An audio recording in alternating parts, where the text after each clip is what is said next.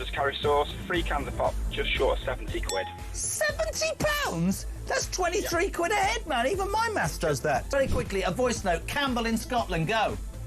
Up here in Banff in the northeast of Scotland, we can get a fillet and a half of haddock with a regular chips for £8 and 10 pence, and it's by far and away one of the best chippies I've ever had. Kenneth in Surrey, fish and chips, go.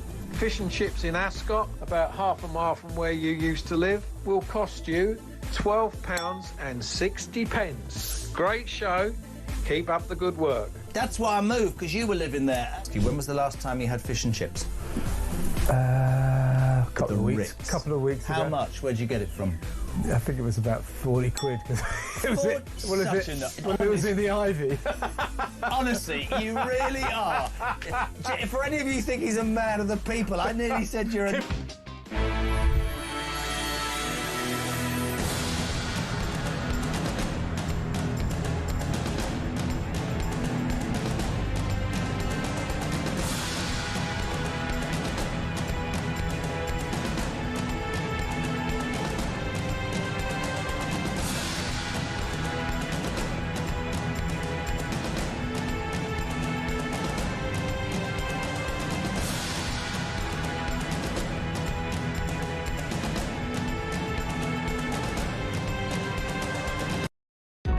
Across the UK, on DAB+, on your smart speaker, on your smart TV, and on your side.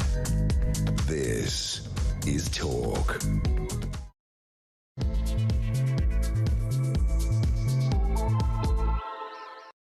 A very, very good morning. Welcome to the show. It's coming up to 3 minutes past 10 o'clock. This is Talk, the home of common sense, with me, Julia Hartley-Brewer. Absolutely fabulous to have your company today. And whether you're listening on DAB+ radio, on your smart speaker, watching on YouTube or your connected device, it's great to have you join us. By the way, I always mention all of those every hour, just in case you didn't know you could do it in a different way.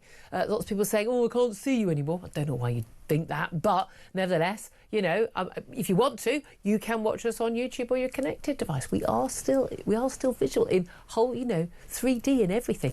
But if you're just listening on DAB+ radio and you've been around for a long time, always grateful to have you on board. Thank you very much. I bet you can't guess what we're going to talk about today.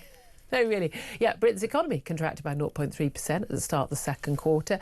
That's this year. Official figures have shown today it's a blow for the Chancellor after her spending review when she splashed the cash. Rachel Reeves has been accused of returning to Labour's tax and spend approach last night as the Chancellor set out her plans to invest, she says, £4 trillion over 3 years to fund the renewal of Britain. However, no one's quite sure how it's going to be paid for, other than, I can assure you, 100% right now, taxes will go up in the autumn. And if you think it's just going to be on the other people over there, those rich people over there, it won't, because there aren't enough of them. They're already paying a shed load of tax. And if you tax them too much, they will leave.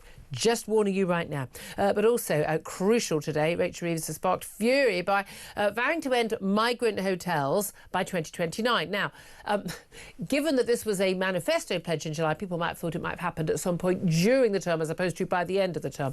No one actually thinks this is really going to happen. We got them out of the 5- and 4-star hotels. Now they're in 1-, 2- and 3-star hotels, but actually what's really happening is they're being put into private accommodation, which pushes up rents and for local people, and of course they're still here in the country. And even by 2029, the figures state that taxpayers will still be forking out £2.5 billion a year on asylum costs.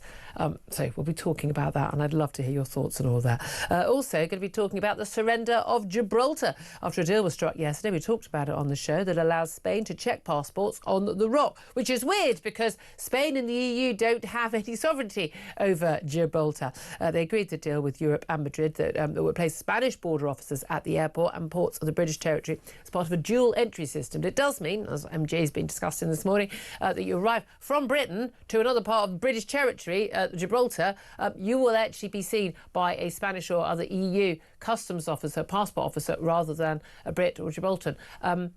Yeah, and as Mike's just been discussing, is it a back door into spending rather more time in the EU than our current passports allow? We're going to be talking about all of that, an awful lot to go. Don't forget, if you miss any of the show, you can go to my YouTube page. It's cunningly called You can't work this out, can you? The Julia Hartley-Brewer Show. And if you hit subscribe, you will never miss a thing. Right now, let me introduce you to Philip Ingram, MBE, of course, former Senior Military Intelligence Officer, who joins us today. Good morning. Good morning to you. Lovely to speak to you, and great to have you here to talk about a number of different topics. Stuff's been going on. Stuff's been going on. Dear. Before we get to the stuff that's been going on, and indeed the question particularly I want to put to you, our lovely audience, just some breaking news. This is very worrying. A plane carrying 242 passengers that was heading to Gatwick Airport in London, or south of London, has crashed near the airport in Ahmedabad in Western India. There are reports that the plane was, as I say, heading to Gatwick Airport. We're awaiting further details. Of course, it's very likely there'll be Brits on board that plane. We'll bring you any details as soon as we hear them on the state of that story and whether or not there are any casualties. Obviously, just fingers crossed right now that this is not too awful an event. But a plane carrying 242 passengers has crashed near an airport in Ahmedabad in Western India. Right, Philip, let's talk about key issues that came out in the spending review.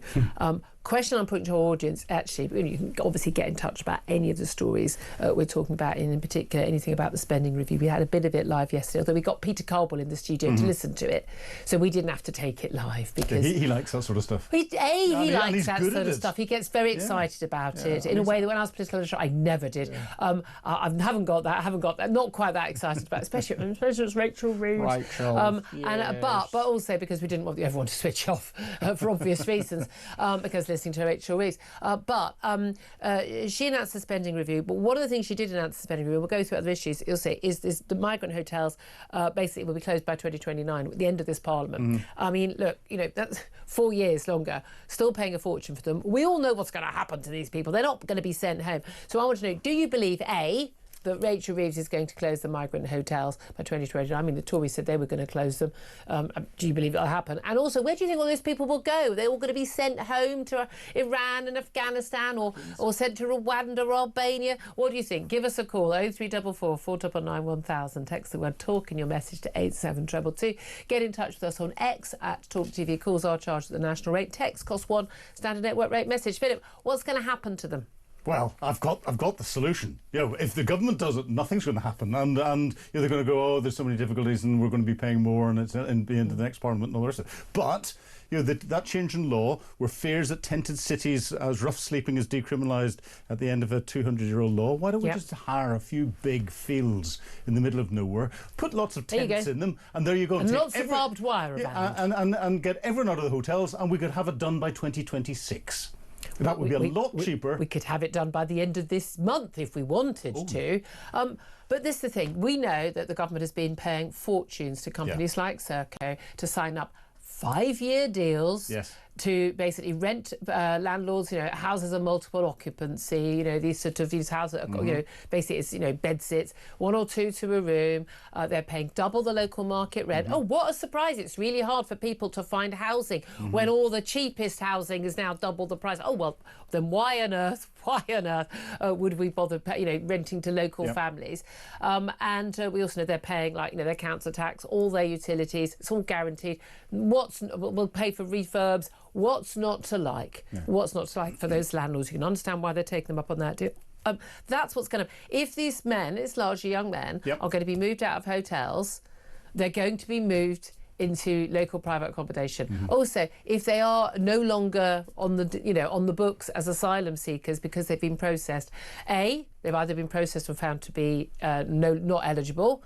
Unlikely, given our record here, but they're not going to be deported because a lot of them from countries like Afghanistan and Iran. We can't deport people to those countries, and we haven't got a deal to send them anywhere else. They'll still be here, and B, they'll just be given not asylum, but indefinite leave to remain, and then they'll just move on to the benefit system. I mean, that's what's going to happen. We're still going to be paying for them. Oh yes, we're paying for them. Apart from the rocket scientists and the billionaire entrepreneurs who obviously are among those people arriving on boats. There have been more have come in since you started collecting statistics. I think it was 2008 on the numbers that have come across. More have come in than we have in the British Armed Services. and that's shocking. Yeah, that's always an alarming point, isn't it? I really would and like they're to all hear from fighting-age you. men. Mostly. Yes, mostly. And we will come to that when we talk about Ballymena riots, because we're not talking about asylum seekers in that form, but the concern that local people have about large numbers of young men from countries with cultures which are not necessarily aligned with ours. We'll get to that in a moment. I know a lot of people want to talk about that. Let's talk about specific suspension review yesterday. A heck of a lot of cash was splashed all over the place yesterday. Still not enough, I would view, by Rachel Reeves to actually change anything, to actually improve things. We're talking about budget up over 3% over the next 2 years to the NHS, £226 billion budget by 2029 for our healthcare service. We are a healthcare service with a small island attached. That's what we are now. But it's already been pointed out that most of the extra budget is going to be taken up with above inflation wage rises for nurses and doctors. Now, you need to pay people enough to get them to come and work in the system. I get that, but is that going to actually improve, the number of appointments that are given, how long quickly you can see a consultant, or how quickly you can get your tests done and your test results back? Is that going to make any difference? No, none whatsoever. Okay, moving on. I saw an interesting, and I haven't been able to check this, so please, if I'm sure our listeners will fact check it, but the NHS budget is now bigger than the GDP of Portugal. Yeah, probably. Probably. But it's shocking when you put it into those terms. And there's no the other thing is there's no efficiencies attached to any of this. And that was the key thing. That's something West Streeting had promised, and I had quite hopes. Yeah, you get your pay deal, but without a requirement that you do anything else. Yeah. And this is the big thing. Any government department is extremely wasteful, and the NHS is extremely wasteful. Most companies have waste, but public sector is off the scale. It is off the scale because it's not. They don't treat it as their own money, and that's the issue. I do think that is a big issue, isn't it? Housing, we already knew they were going to get £39 billion over 10 years, so £4 billion a year. Social and affordable housing, defence. Now it was up to 2.6%, not 2.5%. We thought it was going to be, but it's frozen. It's frozen for the next few years. It's not enough. It's not enough. It doesn't take into account what the Secretary General of NATO has been turning around saying we need to get up to 3.5% plus another 1.5% on investment in other areas. Otherwise, we need to start learning Russian. 2.6% is a bluff. The moving of the single intelligence account, the SIA, which is the successor to what used to be called the secret intelligence vote, and I had some dealings into that in a past life, brought another 0.1%. That's where the 2.5 went to 2.6. Yep. Under the NATO rules for counting that as defence expenditure, unless all of those individuals in police and intelligence services are trained in military tactics, it doesn't count. What a surprise. Yeah, exactly. And we know there are so many concerns about where we are. Chagos has been put in, the cost of Chagos has been put in. There has been. Bill. It's front-loaded, and therefore, in real terms, over the first 2 years, we're having defence cuts. Which is utterly insane. It's completely insane. Properly It's barking. School budget up 0.4% in real terms, and again we've got fewer kids being born. Perhaps one can understand that, but we also know there's a massive extra cost to schooling now. All the IT that it's needed, and of course and those from private school. Yeah, and it's fascinating. Keir Starmer, one of his many tweets, of course he never writes himself, he put out yesterday, was saying that they can afford the social housing, investment in social housing, because of VAT on private schools. You think, no, the VAT in private schools are supposed to pay for an extra teachers in classrooms. And actually it's costing more. Yeah, it's crazy. We already knew about the extra 15-odd billion for transport, largely for cities outside of London. I mean, I'm in favour of all that, all the spending on that. The energy, as we'll see, extra 11.5 billion, total, it's 14 in total. I'm in favour of that. Again, we talked about the asylum, but we're talking about total spending for the next 3 years, £4 trillion. Day-to-day spending currently is £190 billion. What it's going to be over that total period, it's going to be £190 billion more than Tory plans. So this is, Labour saying, look, we believe in spending. Capital investment as well is £113 billion higher. Now, we do need to be spending money on a lot of, we need to be building reservoirs and nuclear reactors and roads and railways. That actually helps the economy. There is a big difference between investment and day-to-day expenditure. But on top of all that, we've got £100 billion plus a year we're paying just on interest, just the interest on our debt. we've got a huge cost of welfare. I mean, huge cost. We've got the OBR, Office Budget Responsibility, who don't kind of oversee the autumn statement in the same way they don't do a book on it. And they've halved their growth forecast for this year. What a surprise. We saw a fall in GDP in April, 0.3% fall. It was more than they... Again, the forecasts and experts always tell us what they think it's going to be, and they're always wrong. So I don't know why we bother listening, but they did predict a fall. Now, this is going to be largely down to the fact that in April, the National Insurance hike on jobs kicked in. We've also, of course, things looked a bit better at the beginning of the year than they do now. Why? Because Rachel Rees was Chancellor. No, it's because there was a prediction, because Donald Trump had gone on about tariffs, there was a prediction that a lot of the exports to America would face tariffs, as they now do, and that a lot of production was hyped up and a lot of trade and a lot of exports were done deliberately to get those items into America before those tariffs hit. And then you get the post-boom slump. Things are not looking good. They're not good. And Labour are trying to bring in a lot of stuff they promised in their manifesto, but that was based on there being a 2.5% growth in the economy. It doesn't exist. This has to be paid for somewhere, and it's going to be more and more debt, which is going to mean the interest payments are going to go up, and it's going to be more and more taxes for us. Yeah. I mean, and they are going to go up. But what taxes are going to go up? That's the key thing, because lots of people are in favour of taxes going up for other people, big corporations, taxing the rich more. When you ask me, who do you mean by the rich, and how many of them do you think there are? Yeah, well, and this is where people don't understand a lot of what's going on. People say, oh, it's the rich shareholders of the utility companies. And I go, you're a shareholder of the utility company. No, I'm not. Do you have a pension? Oh, yeah, I've got a small pension. Where do you think it's invested? So, the people that they're asking to tax more are themselves. If people have got savings, pensions or anything else. And this is where people just don't understand. And that's not helped by the government in its soundbite politics, who want, in particular the Labour Party, want their supporters to think these are rich fat cats that are sitting there on their piles of money, enjoying it and buying only the best wines and eating in the best restaurants and stuff. Those are the ones that are only benefiting. No, it's not. We all benefit from companies making profits. Yeah, but again, it's this idea that somehow that's bad.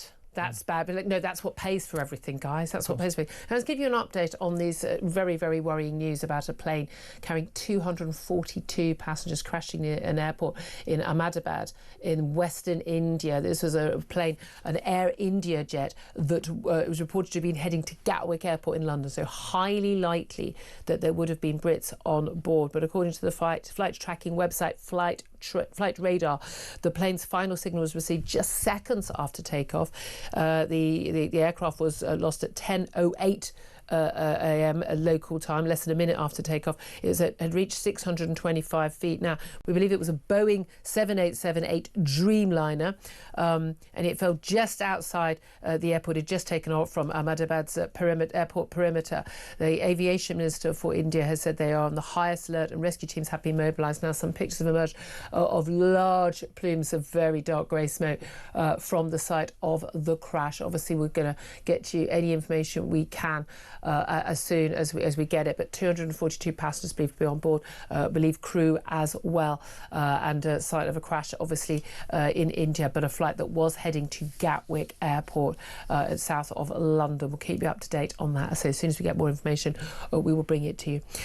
Let's talk about where, well, there's certainly been an awful lot of trouble going on in Ballymena. Now, you're a man from Northern Ireland, Mr. Ingram. First of all, I mean, again, it's always interesting when if you look at just at the BBC website or something like you see something a couple of days ago about Ballymena. What's going on? Oh, riots, racist riots. You again, you immediately go, oh, I wonder what this is actually about. And actually what originally sparked this was the sexual assault of a 14-year-old girl. 2 14-year-old boys appeared in court. They have been accused of a sexual assault against this girl. They have denied the charges. They needed a Romanian translator in court. So I think we can safely say they weren't born in Northern Ireland because they don't speak English. Trouble started, so apparently this is not the first. There's been reports that it's the second or third sexual assault in the matter of a couple of weeks from believed to be alleged to be perpetrated by newer arrivals to the city, to the town. We've seen people attending a protest, a couple of thousand people, a protest about, look, you've not listened to us. They've talked, people have said they've gone to politicians. We'll be talking to a local politician very soon in the show. They've gone to local the politicians and say, look, you know, the mass influx of people to, I mean, we know Northern Ireland and Republic of Ireland has been extraordinary in recent years. You know, I mean, in terms of the local population relative, you know, it's been on a bigger scale than actually is happening in large parts of the UK, of mainland Britain, sorry.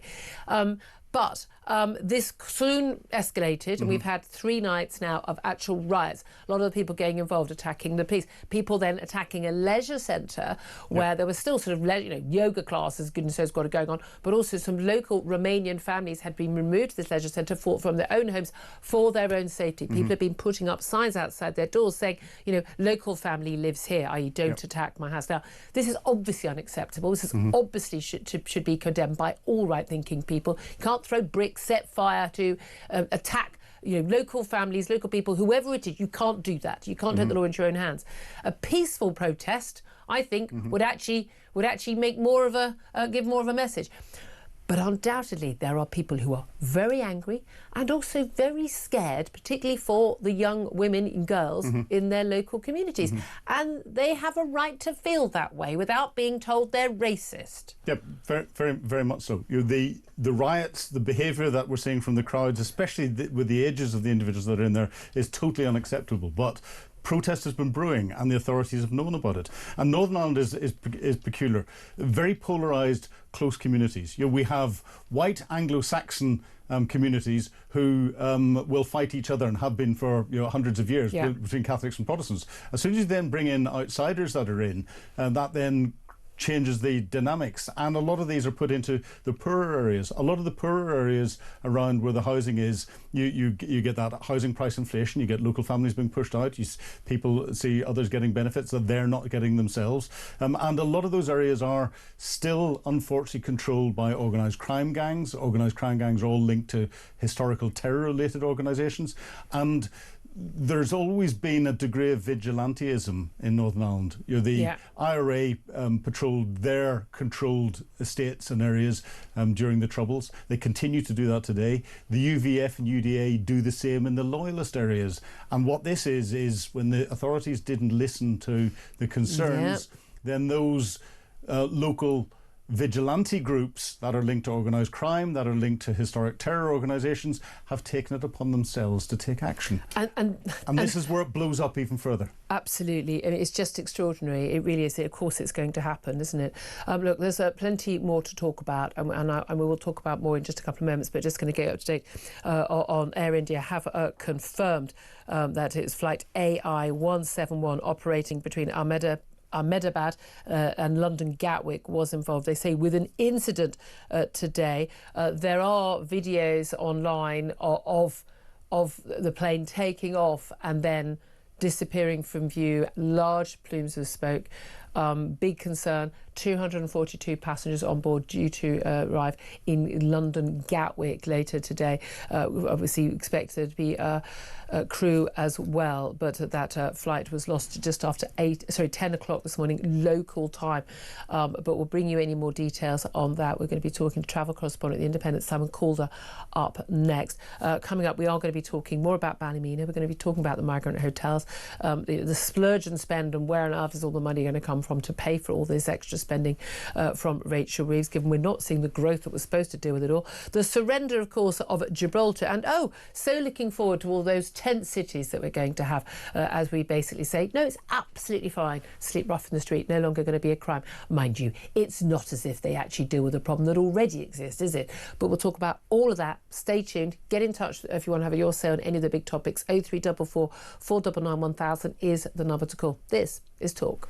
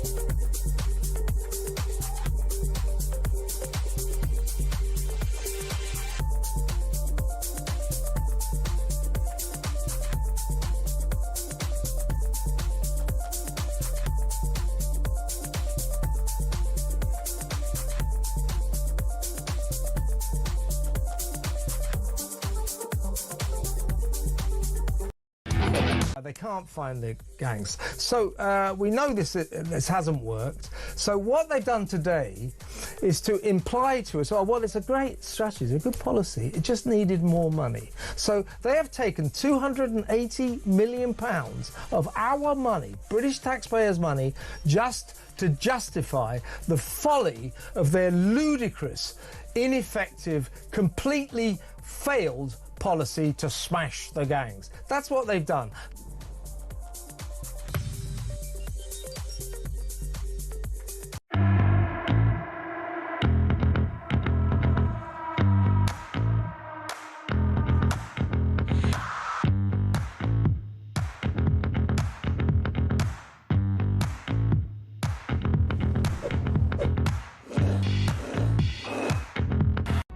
Across the UK, on DAB+, on your smart speaker, on your smart TV, and on your side.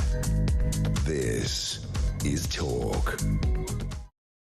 This is Talk, the home of common sense. 10:28 is the time. Let's get you up to date on events in India as a plane carrying 242 passengers has crashed near the airport in Ahmedabad in western India. The plane was heading towards Gatwick Airport in London. Let's talk now to Simon Calder, who's travel correspondent at The Independent. Good morning to you, Simon.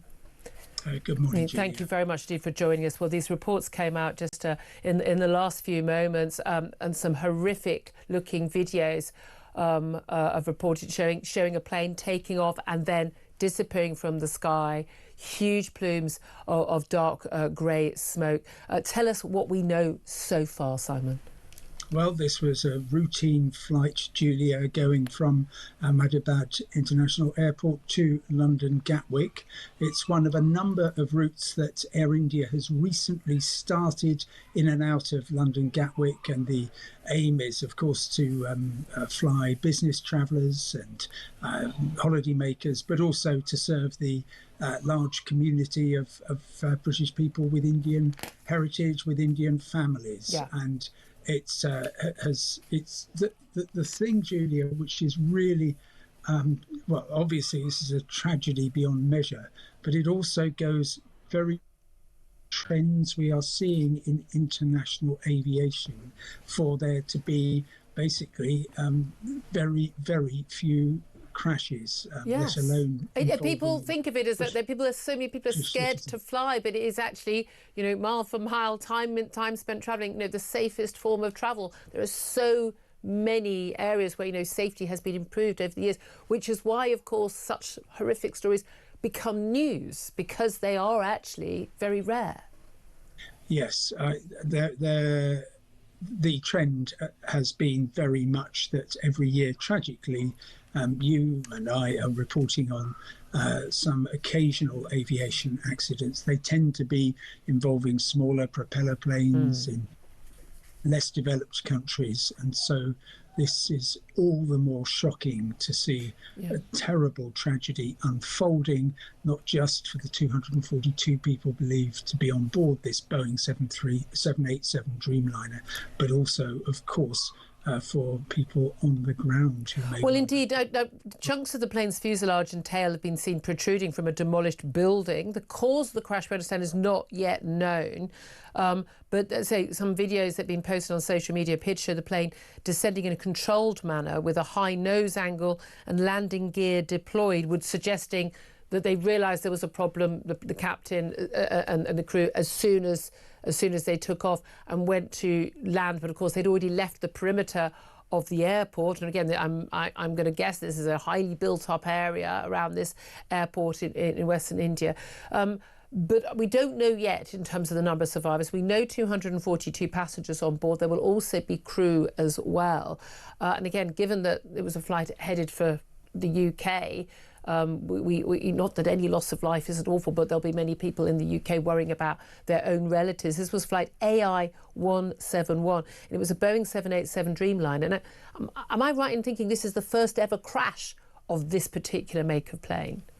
I haven't absolutely verified that, but the 787 has had an extremely good safety record, and so it is very likely that this will be the first fatal accident involving the aircraft. I mean, aircraft are involved in survivable accidents, really quite frequently, accidents and incidents, and yes, there will be. Understandably, it's only human, enormous amounts of speculation about what happened in this case, ranging from mechanical failure to pilot error to the risk of a terrorist attack. But please let me caution everybody, this is way too early to speculate on the cause. In due course, there will be an absolutely thorough investigation. It will involve not just the aviation authorities in India, but also the US, where the plane was built, and I imagine the UK's Air Accident Investigations branch as well, because there will be tragically British people involved in this. Indeed. As well as the wider tragedy. Simon Calder, appreciate you joining us at such short notice, travel correspondent at The Independent. Philip Ingram, let me just bring you in. Of course, we don't know the cause of this crash. It does appear that this landing gear was down. There's video footage of this. We don't know yet if there have been any casualties, any fatalities, but obviously some of the visual images we are getting are not looking promising. It's not, and I've seen a number of the videos. You know, Boeing 787, you know, its call sign was Victor Tango, Alpha November Bravo, took off from India at 09:50 this morning. It seemed to crash. Local time. Not long after taking off, it hadn't even started to retract its undergear from the video that I've seen. Due to arrive in Gatwick Airport at 18:25 local today. And of course, there will be people at the airport waiting for their families and their loved ones and just waiting for news as to what's happened. Indeed, absolutely. We'll keep you up to date if we hear anything more on that.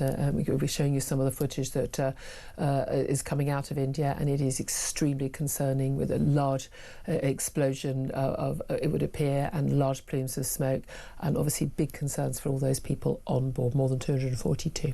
Look, we're going to take a quick break. After that, we're going to be talking to the new Reform UK MP for Runcorn and Hillsby. That's Sarah Purchin. This is Talk.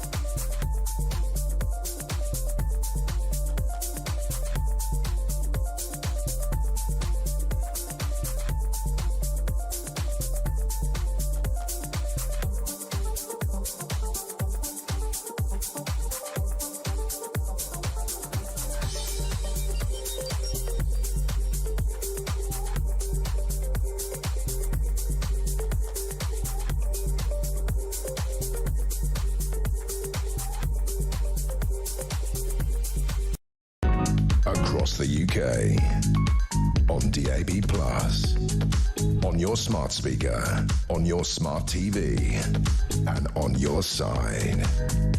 This is Talk.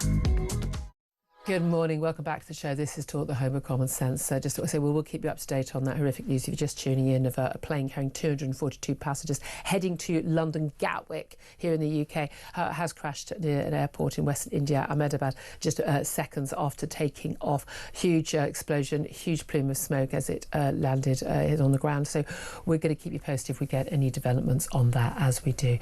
Right now, though, let me turn our attention back to British politics, and let's talk to Sarah Purchin. She's She's a MP for Reform UK for Runcorn and Helsby. Very good morning to you, Sarah. Morning, Julia. Lovely to be on your show at last. Very well indeed. Thank you very much indeed for joining us. Let's talk about the spending review. Huge amount of cash was splashed by the Chancellor, Rachel Reeves, yesterday. Which bits of it do you agree with at Reform and which bits of it you don't agree with? Yeah, just before we start, can I just say how sorry I am to hear about this awful, tragic plane crash? Absolutely. Heart goes out to everybody, and we'll just wait and see how the news comes out. But yes, back to your question, the spending review. Look, Reform have been very clear about this government and how it has lost control of our taxpayers. The taxpayer, our public finances. I mean, this government, it came in with a manifesto that said it was going to increase public spending by 10 billion. In the first 3 months, it's gone up to 60 billion. Out of control. The interest that we're paying on Bank of England loans is just extraordinary. And in fact, Richard Tice, who is our real, numbers man, he is demanding now a meeting with the governor of the Bank of England to discuss this. And so I have to say, and some very credible people who've been former senior figures of the Bank of England have pointed out this money does not need to be given to these banks. Yeah, absolutely. And like I say, Richard's the expert in this area. But the point is there's money being wasted left, right and centre. So not only is spending out of control, but just look what's come out this morning, Julia. The growth of the economy down by 0.3%. And you can see from the headlines there everywhere. This is the last thing that Rachel from Accounts, as Lee calls her, wanted this morning to hear. So we have all this yesterday. But the fact is, in 1 month, jobs have gone down. The jobs available have gone down in the last month by 109,000. The economy is going to be tanking. The markets will not support this endless spending without any means of where all this money is coming from. They're not proposing, they're not telling us where the money's coming from. The markets will not sustain the situation. Well, we know where lots of people think that the money is going to be coming from, and that is from tax rises in the autumn. This morning in her sort of post-spending review interview round, the Chancellor Rachel Reeves would not decline, which she declined to say that she wouldn't be seeing 5% council tax rises basically for every year of the next few years. What would you be doing instead? I mean, you can say, like, oh, we should be spending this, should be spending that. But you've been splashing the cash quite a lot. I've been quite happy to support lots of big spending at Reform as well. You're saying you're going to deal with waste, you're going to tackle net zero. Yeah, tick, tick. My audience will love all of that. I do as well. But you also want to spend a lot of money, which, frankly, isn't accounted for by taxes either. So where would you get the money from for what you want to do? Look, one of the most important thing about Reform and what we stand for is growing, providing the environment for the economy to grow. So there's things like, why did this Labour government put the national insurance contributions on businesses? That's affecting jobs. That's affecting growth. So, for example, the income tax level, Reform have talked about raising that to £20,000. Now, yes, that's going to cost money, but it's not going to cost money. It's going to cost an absolute fortune. But Julia, the trouble with governments is that they're all into short-term policies. Over 5 years, that policy of raising the income tax threshold to £20,000, that creates jobs, it stimulates growth, it gets people back into the workplace. And let's face it, our welfare bill is enormous. That has to be cut. And one of the ways of cutting it is making it worthwhile people. I hate to tell you, there are quite a lot of people, and I know people who work in the benefits offices, the job centres, quite a lot of people who, doesn't matter what work could pay, they're still not going to go and work because they've got free money. So unless that came alongside very strict sticks as well as carrots, as in work's going to be more worthwhile for you, you are going to have to actually take an awful lot of people off those welfare rolls of working age. And you know what? Reform is the one party that says we will. We are saying the things that this government, the Tories, have done nothing about. I mean, for 14 years, we all know that. But this government is also doing nothing about. But Reform will. We're saying these things and we will do these things, but we need to be... You're going to need your numbers to add up. I'm not saying any other party's numbers add up, but people are going to need your numbers to add up as well. If you're going to be a credible government in waiting. It's very interesting, isn't it, that the Prime Minister and the Chancellor give a lot more name checks to Nigel Farage and Reform than than they do to Kemi Badenoch and the Conservatives, clearly seeing you as the opposition. And no wonder then that they make pledges on tackling migration, whether it's illegal or legal. In specifically, one pledge that was issued yesterday, reiterating a Labour Party manifesto pledge from last July, was getting migrants out of those hotels, the Channel migrants out of those asylum hotels, but only by 2029. So they'll still be there for another 4 years. A, do you think that Rachel Reeves and the government will achieve getting migrants out of those hotels? And B, where will those migrants then go? This is a big issue for me. In my constituency of Runcorn and Helsby, as I think you're probably aware, I have a migrant hotel. It was an issue that was raised with me endlessly on the doorstep. Now, because of the fact it was such a big issue in the by-election campaign, Labour came out and said they would shut that hotel, and they promised to shut all the migrant hotels within a year. That's already gone to 2029. Huge cost to the taxpayer, as we know. But worryingly, Julia, I actually think, and I have to confirm this, and I'm actually going up to the constituency after this interview, but I think there's another one in my hotel that has come in under the radar, people coming and going. I've got people having a look at it. But the point is, these hotels aren't being shut, are they? And like you've just said, if they are shut, where are they going? Well, I'll tell you where they're going in Runcorn. They're going into houses of multiple occupancy. They're going into the scheme that Keir Starmer promoted for private landlords, whereby they get 5 years rent, all the repairs paid for, and as soon as these houses are full of these asylum seekers, they disappear into the community. And I could tell you some horror stories, Julia, about things that my residents have had to put up with and suffer. Well, tell us.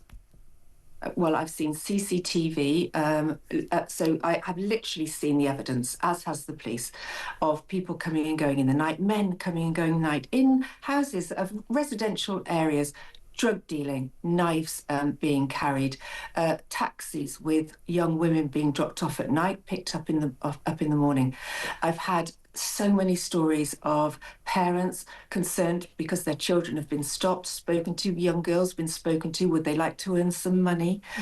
It's absolutely horrific. On the doorstep, one couple, about my age, not a young couple, they wanted desperately to speak to me. They wanted me to go in, which obviously we don't do when we're canvassing, but they were frightened to tell me about their experiences of the house next door because it was full of these asylum seekers. They are terrorising the community in Runcorn. And people will accuse me of, over-egging this and being dramatic. Oh, they'll accuse you of racism. They'll say you're bigoted, xenophobic, racist. Yeah. That's what... They're in denial of what's happening. And once these asylum seekers go into these private landlord accommodation, they are lost to the authorities. OK. In terms of something that's actually happening in the UK right now, Ballymena. We've seen riots 3 nights in a row. No, it's not in your constituency, and it doesn't necessarily concern people who've arrived on these illegal Channel migrant boats. But we understand new arrivals in the town of Ballymena have been causing concern to locals. We've had an allegation of a 14-year-old girl being raped. We're told, apologies, not raped, sexually assaulted. 2 14-year-olds who needed a Romanian translator appeared in court, denied those charges, of course, and cannot be identified because of their age. There have been riots, there have been attacks on new arrivals, on immigrant population living in Ballymena, some having to take refuge in the local leisure centre. That was then attacked. People throwing firebombs, attacking the police, running riots on the streets overnight. People are forced to put signs on their doors saying, local people live here. What's your reaction to all of that? It's bound to happen. It's going to happen. Do you condemn it? Of course, I don't condone it, but the point is, you don't condemn it. I have stories in my constituency of a rape. Two men have been arrested. They're asylum seekers, come out of one of these private landlord accommodation. I can tell you my own stories. I know you said it's but not. But I want to clarify. clarify. Do you condemn the violence? I condemn the violence. Of course, I condemn the violence. What I'm saying to you is it's not surprising that people's level of frustration with the government not doing anything about this, being in total denial, as the Conservatives were, but this government is absolutely continuing that. Only reform politicians are brave enough to stand up and say these people need to be removed from this country and sent home. Can I just ask you just finally, your new chairman, David Bull, was announced, a great fanfare on Tuesday, and yesterday morning he did a round of interviews, spoke to us very kindly, my colleague, of course, my friend David Bull, on the show soon after the announcement, but yesterday he was on GMB on ITV. Someone's got to do it, I suppose. And for some reason he spoke for about 2 minutes about his work as a ghost hunter and his experience believing that the ghost and his late grandmother had travelled with him in a car to a hotel and had been channeled through a medium and the like. I mean, I don't know if there's a big vote, a potential vote to be got from people who believe in ghosts. Do you believe in ghosts? I actually, my faith is very important to me, and I am quite spiritual. I don't necessarily. I saw the clip. Look, we're all different. We all bring different things, and you know, if that's David's thing, then that's what's great about Reform. Actually, you know what? We have a bit of fun. We can talk about different issues. Well, I mean, if you're talking, I mean, with all due respect, you're brand new chairman. You've got loads of issues. People facing difficult issues, and I know GMB is a much rather lighter show, but talking about his experience with what he believes with ghosts rather than, you know, people's ordinary day-to-day experiences dealing with, I don't know, migration and the economy and getting an NHS appointment. I know. But the point is... Does it make you look silly? I don't think so. It makes him... He's a personality. He's a lovely man. He is. He also has an awful lot of qualities to bring to the party. Okay. And look, I'm sat here fully briefed and ready to talk to you about the spending review. Right. That's not David's job. David is, David is David, and it's not... David is David. Just David finally, do you regret asking that question at PMQs last week that prompted Zia Yusuf to resign as chairman, calling it a dumb question about whether or not the government would ban the burqa, given that Reform hasn't a policy right now to ban the burqa? Absolutely not, because we have to be debating these issues.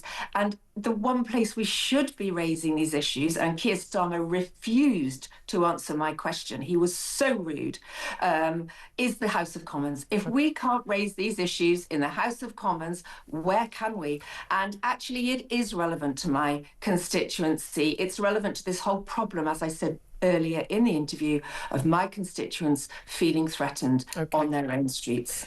Sarah Pochin for Reform UK MP for Runcorn and Hillsby. Very much appreciate you joining us. Hope you come back again soon. 10:49 is the time. Quick response to that from Philip Ingram, who's joining me in the studio. Yeah. David Bull was playing to the GMB audience. They're not interested in politics and spending reviews. They want to talk about ghosts. They want to talk about ghosts. Fair enough. We're going to keep you up to date on developments coming out of India after that crash of a plane carrying, we understand, 242 passengers to London Gatwick. It was due to arrive at Gatwick this evening. Very, very big concerns over the level of casualties. The footage that is coming out of a big explosion, huge plumes of smoke, some footage on the ground of the emergency workers. I've got to be honest with you, I'm not hopeful. I think this is an absolutely devastating plane crash. 242 passengers on board that plane from Ahmedabad. I'm going to mispronounce this every time, I do apologise. Ahmedabad in western India, in Gujarat, heading to Gatwick Airport at about 8 minutes past 10 o'clock this morning. They lost contact with the plane, and then it was videoed heading to the ground. Large plumes of smoke and an explosion have been seen, and emergency services are at the scene. We'll keep you up to date as we know any more details. Up next, we are going to be talking about the surrender of Gibraltar with James Ball from not the New European, they've now called themselves the New World. Citizens of Nowhere. This is Talk, the home of common sense.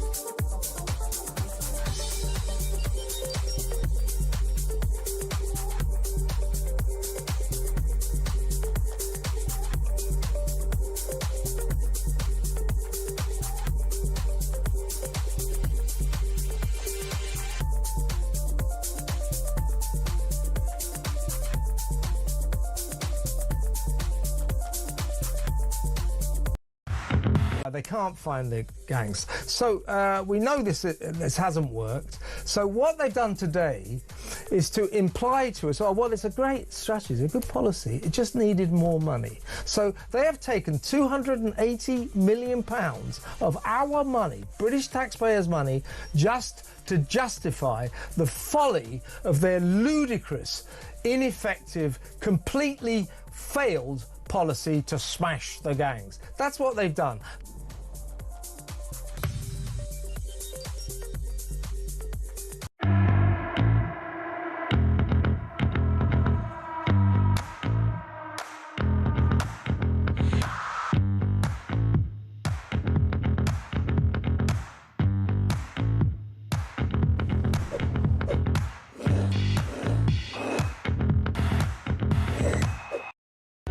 Across the UK, on DAB+, on your smart speaker, on your smart TV, and on your side. This is Talk. This is Talk, the Home of Common Sense, with me, Julia Hartley-Brewer. 10:53 is the time, just to get you up to date. That Air India flight that was heading from Ahmedabad in India to Western India to London Gatwick, due to arrive at about 6 o'clock this evening. 242 people on board. We understand 230 of those are adult passengers, 2 infants, but also 12 crew on board. Just to let you know, it does appear that, according to the manifest, 53 British nationals were on board that Air India flight bound for Gatwick Airport. 53 British nationals. Again, the footage we're seeing from just outside the airport where the plane crashed just seconds really after takeoff. Very concerning. Of course, huge amount of fuel still on the plane, having just taken off. We'll keep you up to date on any more developments on that as we get them.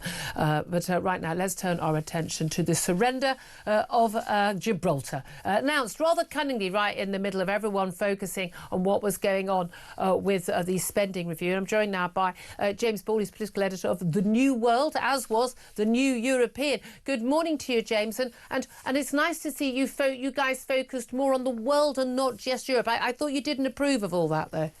So, good morning. Well, we listened to you very carefully, Julia, and we knew what you wanted. So you believe in democracy now and national sovereignty. I'm so happy. We've always believed in democracy. You just prefer to hand all our powers over to... I mean, you're full on Ramonas. Come on, you're fully in favour of unelected officials in Brussels having the final say on everything that happens in our country, for goodness sake. I'm generally in favour of democracy quite widely. I just think that if you're in a trading bloc, it probably works better. And I kind of wish that the referendum had been more honest. But we're also happy to look forward. We want Britain in the world, same as everyone else. We had plenty of conversations about that. Look, let's talk about where we are with Gibraltar. Gibraltar is a British territory. If I fly from an airplane from an airport in England to Gibraltar, I go from a Britain to a British territory. I don't expect to need either to have my passport checked. And if it did have to be checked, well, perfectly reasonable, but it should be British officials that do that, surely. As of a deal signed yesterday by David Lammy, the Foreign Secretary, it will be Spanish border officers on behalf of the EU who will be the airport and ports at the British territory as part of what they call a dual entry system, and people will be basically waved through on the land border in return for creating basically a border between Gibraltar and Britain. Now, that's not acceptable, surely.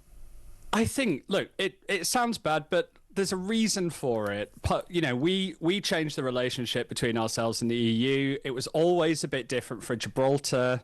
You know, if you've ever been down there, you know that if you need practical things, you kind of have to be able to go from Gibraltar into Spain and back quite easily, especially if you live there. You know, it's a lovely place. It's not full of practical shops and goods for the 21st century. So... the important thing was that Brits living in Gibraltar can live their lives day to day. This makes that easier. Now, this is because people work and live on either side of the Spanish border and the Gibraltar, and they go to and from for work and for shopping all the time. So they want to make it easy. But the EU could have made it easy. I mean, look, you know, Switzerland isn't in the EU. It's part of the European Economic Area. But, you know, when I come out of Gibraltar Airport and I have to drive through Switzerland to get to, to France, I mean, there's no one checking anything there. They really don't care. So why does it have to be the case at the Spanish border with Gibraltar? They do it because they're bloody minded and they want to punish us. And then we give in to it by saying, OK, you can have Spanish officials checking our passports. We've just surrendered. There might be an element of that, but Switzerland is landlocked and Gibraltar isn't. And so there's more of a smuggling risk, there's more of a drugs risk, there's that kind of thing. But the EU has the right to patrol its borders. And they should patrol them a bit better in Greece and Italy and Spain then, shouldn't they? We have yes, quite. We have very similar arrangements, though, right here at home. When you go on the Eurostar in St Pancras, you cross a French border there that is policed by French officials. They check your passport. They do all the immigration there. And so far, St Pancras doesn't feel that French. I mean, it's got a few patisseries, but it's fine. Yeah, there is that. But I've got the Eurostar fairly recently. God, in Paris, we've also got, British officials, people checking on that side, haven't we? So it's a quid pro quo. Yes, it's a dual stamp system, but here that all happens in the same place. That happens either at the port or the airport. There isn't another end because you're not catching a train. This just means that you do both things in the same place. I think people in Gibraltar are very happy about this. This takes a stress off them. And that should be the first concern. I accept that. It makes their life easier. But the only reason their life needed to be made easier was because the EU and Spain made life difficult, same as they've done for Northern Ireland. They impose far more checks on goods going across the Irish Sea than goods coming in to any other border in Eastern Europe. We asked for a new relationship. Yeah, we didn't ask for them to be bloody-minded and to punish us for leaving their fabulous club. But if we do that, Spain, who has always wanted Gibraltar back, is going to kick up. Now, they're not going to be thrilled with this. This makes Gibraltar viable long-term as part of Britain. It protects it within that. Yes, it's part of Schengen. Yes, it's got the movement there. But it's a Eurostar-style check, and it means people can continue to be British, live and work, and get on with it. So okay. James this is Keir Starmer making Brexit work again. Making Brexit. I love he's at least they've accepted Brexit, eh? James Ball, political editor of The New World, no longer The New European. Time is running out, so I'm going to get Philip Ingram's response to this after. As somebody who lives in Northern Ireland, lived from Northern Ireland, understanding how difficult life had been made for people in Northern Ireland and traders in Northern Ireland as well. We'll come to Philip Ingram on that. We're going to get to your calls and get to talk about the spending review. We're going to be talking particularly about those migrant hotels that could be open for another 4 more years. But what's going to happen to them if and when those hotels close? And more, of course, on the horrific crash of an Air India flight with 53 British nationals on board and many others. This is Talk.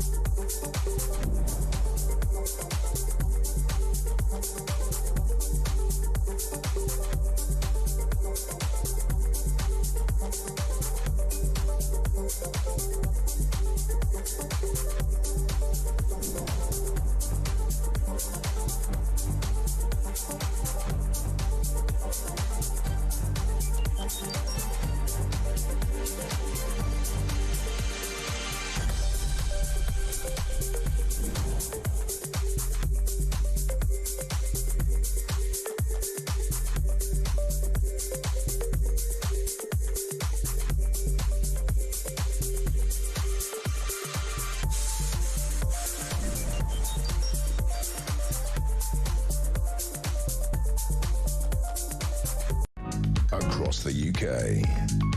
On DAB+, on your smart speaker, on your smart TV, and on your side. This is Talk.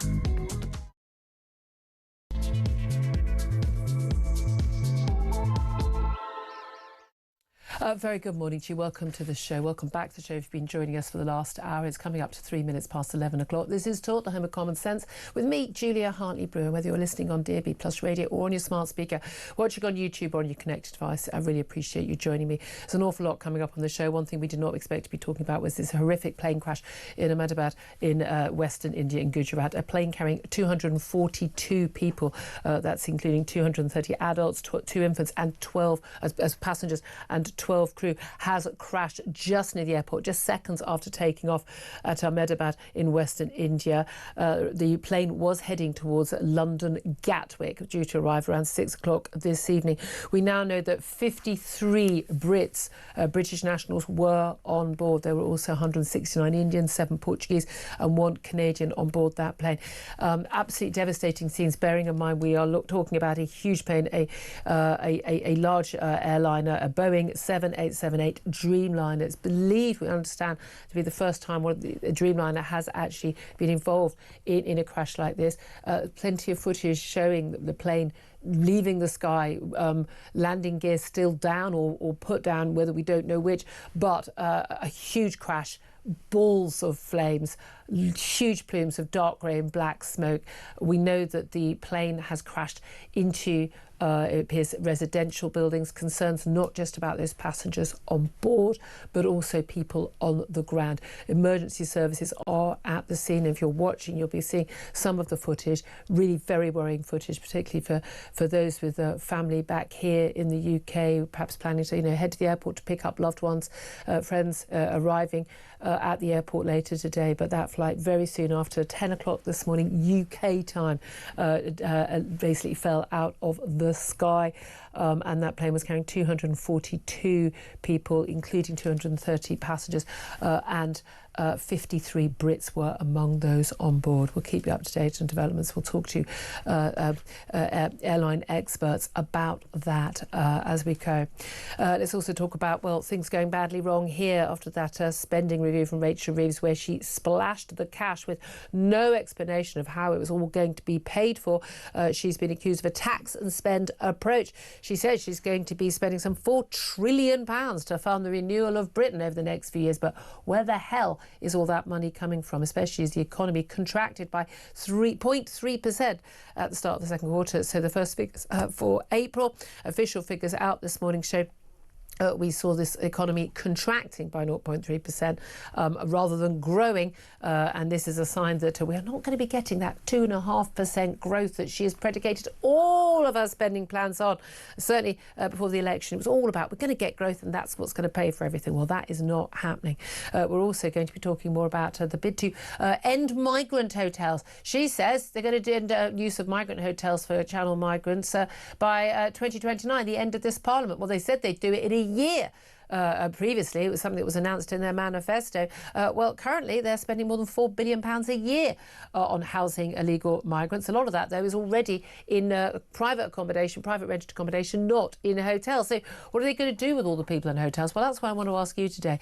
This vow to end the use of migrant hotels by 2029. A, do you believe her? B, shouldn't it be sooner? And C, where on earth do you think these people are all going to go? Do you think they're all going to be flown back to Afghanistan, Iran, Vietnam, Eritrea, wherever it is they're from? Do you think they're going to be going to a third country, Rwanda, Albania, who knows where? Or do you think they're going to still be here in private rental accommodation, living next door to you? I'd love to know your thoughts. Give us a call, 0344 499 1000. Text the word talk in your message to 87222, and you can get in touch with us on X at talkTV as well. Calls are charged at the national rate. Text cost £1, standard network rate message. Thank you very much indeed for the messages coming in. So obviously we taking some doing some coverage obviously of this horrific air crash in India, and obviously that we will get your calls in this hour. I do promise that. Right now, let's introduce Philip Ingram, MBE, is a former senior military intelligence officer. Lots I want to talk to you about. including topic we had on just before we got to the top of the news. But I just want to talk to you about this Air India crash. News emerged just as we were coming on air of this, or just as we were on air of this crash, 8 minutes past 10 o'clock. It was UK time, not Indian time, that it happened. The visuals we are getting are very, very worrying indeed. 242 people on board, 230 of those are passengers, and 53 of those passengers believed to be Brits. Big concern about anyone making it out alive from what appears to be a crash, a fireball, huge amounts of smoke, landing soon after takeoff. Huge concern. Tens of tons of aircraft with 58,000 litres of aviation fuel, because it's just taken off. It hasn't burnt any of that off, or very little of it off. Landing on what seemed to be residential areas just outside the airport. The casualties in the aircraft we know, because they've got the passenger manifests. It's going to take a long time for the authorities to work out what casualties there are on the ground. But I'm seeing some horrific images coming out of the area. Yeah, I mean, there was the hope earlier on, some of the footage that the plane, the landing gear was down, and maybe it was an emergency landing, and obviously big concern, but at least perhaps a controlled landing. When you see the footage with the huge explosion, massive fireball in the sky, the big grey plumes of smoke, we know a residential building has been hit. We can see there's some footage emerging, of fire crews dousing a residential building that's been clearly on fire. Concern not just for those 22 souls on board, but also for people on the ground as well. Yes, I've seen pictures of the tail of the aircraft sticking out of the side of a building, with the rest of the aircraft broken up. Local press in India are saying that one of the buildings that was hit was, and this is unconfirmed at the moment, was a medical college hostel. Now, it was in the afternoon. Hopefully people will have been out in work and all the rest of it, and casualties on the ground will be minimal because of that. But we know India is so overpopulated in many places that I fear for the numbers that could be killed or injured. Yeah, I mean, this is absolutely a massive concern, isn't it? We'll keep you posted on any more developments we do get. Again, 53 British nationals among the 242 on board that plane. Right, now let's talk about... oh God, I was always going to make a glib joke about the car crash of yesterday, but this spending review, I'm not saying that, the spending review yesterday was an absolute disaster for Rachel Reeves. The headlines are terrible, not helped by the 0.3% fall in GDP in April. Again, everything's predicated on growth, and you ain't got any growth. I mean, not even just low growth, what we had previously. You say, we were the fastest in the G7. I mean, people were doing their exports to America quickly before Trump got in and put in tariffs. That's what they were doing. Things have got worse. In April, they particularly got worse. Of course, that national insurance hike announced last autumn that came in April. Jobs being lost, people not hiring more people.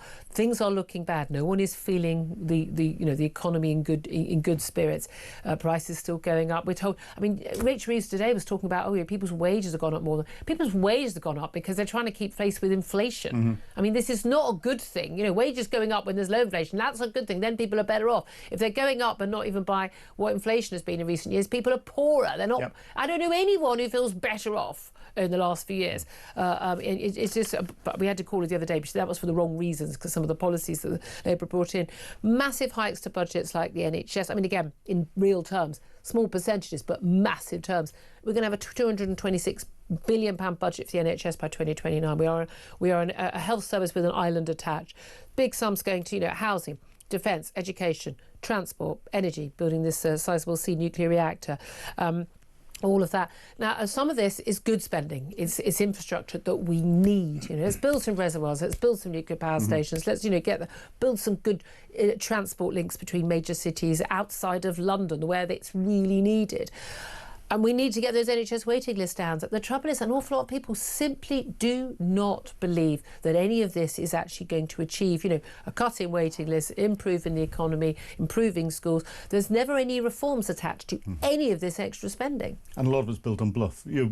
Growth is based on long-term policies, and therefore the growth that the country is seeing, we're the fastest growing in the G7, is based on policies before Labour actually came into government. If we look at bond yields at the minute, we have got the we've got the largest bond yield in the G7, 4.55%, slightly ahead of the United States yield. So it's costing us more money than any other G7 country to borrow the money that's needed to do all of this. A lot of the headlines that have come out from a soundbite perspective as positives. Sizewell, concrete was poured in Sizewell over 10 years ago. This is just allocating money that had already been nominated, and they'll say the previous government hadn't actually found it and given it. Well, Rachel hasn't necessarily found it. She's just giving it. Yeah. And we're finding that across the board. Defence, with the increase to 2.6%. Moving the single intelligence account into that is against NATO rules to count against defence at the moment. It's bringing another 4.5 billion that they'll put against defence and say, hey, look, we're bringing more in. But actually, they're bringing the Chagos deal in against defence, and that's going to mean a real-time cut.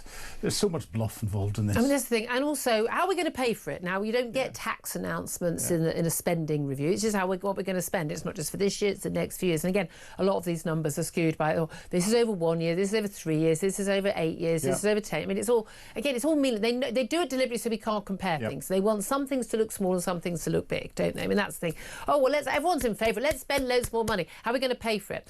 Largely, people think, we can just borrow more. We can't. We're spending over 100 billion a year just paying the interest. Imagine if your mortgage, I know that household spending and government spending, because the ability to borrow over the long term is different. I get that. But imagine if your mortgage was 100 billion. So before you could spend anything on your heating or going on holiday or, new school uniform for your kids, you had to put 100 billion quid plus just paying the interest. You're not paying off your debts, not paying off your mortgage. That's just servicing those debts. That's going on forever, guys, okay? Unless we get our day-to-day spending down. So we've got that. Welfare exploding, not just pensions, as the baby boom generation living longer. That's a great thing, but there's a huge cost to pensions. That's the biggest part of the welfare bill, and more people of working age not working. We've got a huge problem there. But we've also got the small matter of people say, let's tax other people. It's fine. Tax the rich. Yeah, the rich are all paying. The top 1% already paying 30% of all the tax in this country. I'm not quite sure how much more you're going to get out of people realistically before they just sell up and leave. And we already go, 1 millionaire leaves the country every 45 minutes? Yeah. Well, that's not going to work out well for us. Yeah, and the other thing about tax is you need people in employment to start paying tax, and unemployment rates have gone up. There are less jobs available. So 4.6%. So Rachel. That's just the people claiming to be looking for work. But they're the ones that are going to be most likely to be paying tax back into the economy and not living off welfare to the degree that a lot of people are. So all the stats for Rachel are going the wrong way as she promises all of this money coming from somewhere. What do you make also the migrant hotels staying open for 4 more years? We're already paying £4.7 billion a year. Looking after asylum seekers who've arrived on the Channel boats. I mean, come on. This is money we got better ways of spending this money. The 4.7 billion is at today's numbers of migrants. We're getting 1,000 a day coming in. So that's just going to increase dramatically. It's a recognition by the government that they have no plan to deal with the illegal migrants that are in this. But they said they would do this. We said they do it in a year. We closed the migrant hotels, and then they started signing all these, as Tories were doing as well, 5-year contracts with companies like Serco to rent homes. But again, houses are multiple occupancy, some of them being converted to that. But basically, these are homes that are not available to other people in the local community. And rent is going up. Local communities are understandably up in arms about it. I see more and more pictures of veterans living on the streets, and some of them curled up outside migrant hotels in the doorways, whilst people who have done nothing for this country are put up in 4-star accommodation. It's disgusting. Absolutely. And again, people are just so concerned. And Sarah Pochin, the Reform MP, she made a good point. And it's something, again, it's like something Nigel Farage had talked about years back and was criticised for being, xenophobic, and saying, do you want a whole bunch of Romanians to move in next door to you? And that's what he said. And it was very much criticised of it. And everyone I know was going, well, no, not really. I mean, it was a Romanian family. I say, a member of my own family is Romanian. Romanian family moved in, no issue whatsoever. 20 young men who've just arrived on boats from somewhere. No, I don't want them moving in next door to me. And no one does. And stop pretending you do. And it's not about Remainers, about anyone from abroad. Why would I want a whole bunch of young men moving in next door? I mean, you know, I don't want them if they're Brits, frankly. But we know Sarah Pochin talked about the difficulties that a lot of people are having. And again, something Alex Phillips, our colleague, who's talked about, and again people just shout the bigot word. Oh, it's easy to shout it. But the concern that people have, and every young woman I know says they're facing this, particularly in London as well, with a huge number of people who have arrived, is men clearly speaking with foreign accents who are arriving in this country, whether legally or illegally, who have a very... I'm not saying that British men are all perfect, but they have perhaps even lesser understanding of what would be an acceptable way to approach or speak to a woman and what their expectations are of young women and how they dress and the messages they're giving out in their clothing. I mean, it is a big worry. And we've got that issue, have we not, in terms of Ballymena? You're from Northern Ireland, as people may have guessed from the accent. And there is this issue in Ballymena where everyone's talking about all these horrible racist riots, and absolutely, you should not be on the streets attacking a leisure centre because Romanian families have been housed there for their own safety. You should not be attacking people's homes, throwing bricks, firebombs, fireworks at the police. Full stop, end of, condemn that 100%. A peaceful protest is always more powerful. It's always more powerful. You don't lose the moral high ground. But this all started because of people's concerns about... It was either the second or third, but we certainly know there's a sexual assault, serious sexual assault on a 14-year-old girl. 2 14-year-old boys appeared in court, can't be named. Obviously, they have denied the charges. They pleaded not guilty, the first plea hearing, but they needed Romanian translators. These are new arrivals to the local area. People have been talking about their concerns over the number of new arrivals, whether legal or illegal, arriving, saying, look, we just cannot cope with this many new arrivals in our community, the concerns about sexual assaults by certain members of these new communities. And people say, and it's interesting watching all the information on this online, people are saying, look, we've tried talking to our local representatives, we've tried raising this, we talked to the police, and no one's listening. Yeah, and that's part of the problem. And there's a history of vigilantism in the very poor communities that a lot of the migrants are being put into, and these families that are in there. And whenever those vigilante organisations, which are linked to organised crime, which are linked to former terrorist organisations, are not getting the authorities to step up, they stimulate this. And the level of rioting, you look at what the police have got in Northern Ireland. They've got armoured Land Rovers, they've got water cannon they're using, and they've been firing baton rounds. Those have never been used in the mainland United No, I remember the big United fuss Kingdom. when Boris Johnson ordered water cannon. Ordered water cannon. And we saw the lessons that came out of Southport, where the Chief Constable of Merseyside Police then came out very quickly to make statements. We've heard nothing from the Chief Constable of the PSNI, and it's his police officers on the front line that are facing the brunt of this. Yeah. But we have had I think the political leaders, everyone else, just saying, no, these are racists. Yeah. These are racists on the street. Yes, there will be some racists on the street. There are some racists in every walk of life, from all backgrounds and ethnic backgrounds and national backgrounds. So, but the concern initially started. And there'll be people again like the Southport riots, where people, frankly, and again, were they stirred up by the far right? Well, actually, even the police investigations into this, His Majesty's Inspector of the Constabulary rules, it wasn't that. It was kind of thuggery on the ground. But the initial protest, the vigil, was about the girls who were killed and who were maimed in the Southport attack by Ruda. The lack of accurate information, the distortion of information that went out, and concern that no one is listening to people's day-to-day concerns. I've been talking to experts this morning about politics in Northern Ireland and about influences that are in them. There is definitely external influence going into the local groups, the local vigilante groups, and it's being stirred up, and that's external from the United Kingdom. And that influence has been there for a long, long time. And any opportunity to try and create political difficulties in an area where there's real political difficulties is being exploited. Yeah, absolutely. We'll get in touch. Love to hear your thoughts on all this. We're going to be speaking to a Northern Ireland politician about this, Paul Frood, DUP MLA for North Antrim, about this coming up in the next half hour or so.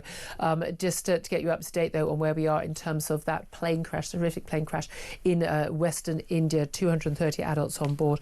We believe, Air India have confirmed 53 British nationals on board. The Prime Minister, Keir Starmer, has said the scenes emerging of a London-bound plane carrying many British nationals crashing in the Indian city of Ahmedabad are devastating. He said he's being kept updated as the situation develops. The King has also issued a statement from Buckingham Palace saying that the King is being updated as well. We're going to be talking talking to aviation journalist William Hallowell about that up next. If you want to go getting in, do give us a call, 0344 499 1000. This is Talk, the home of common sense.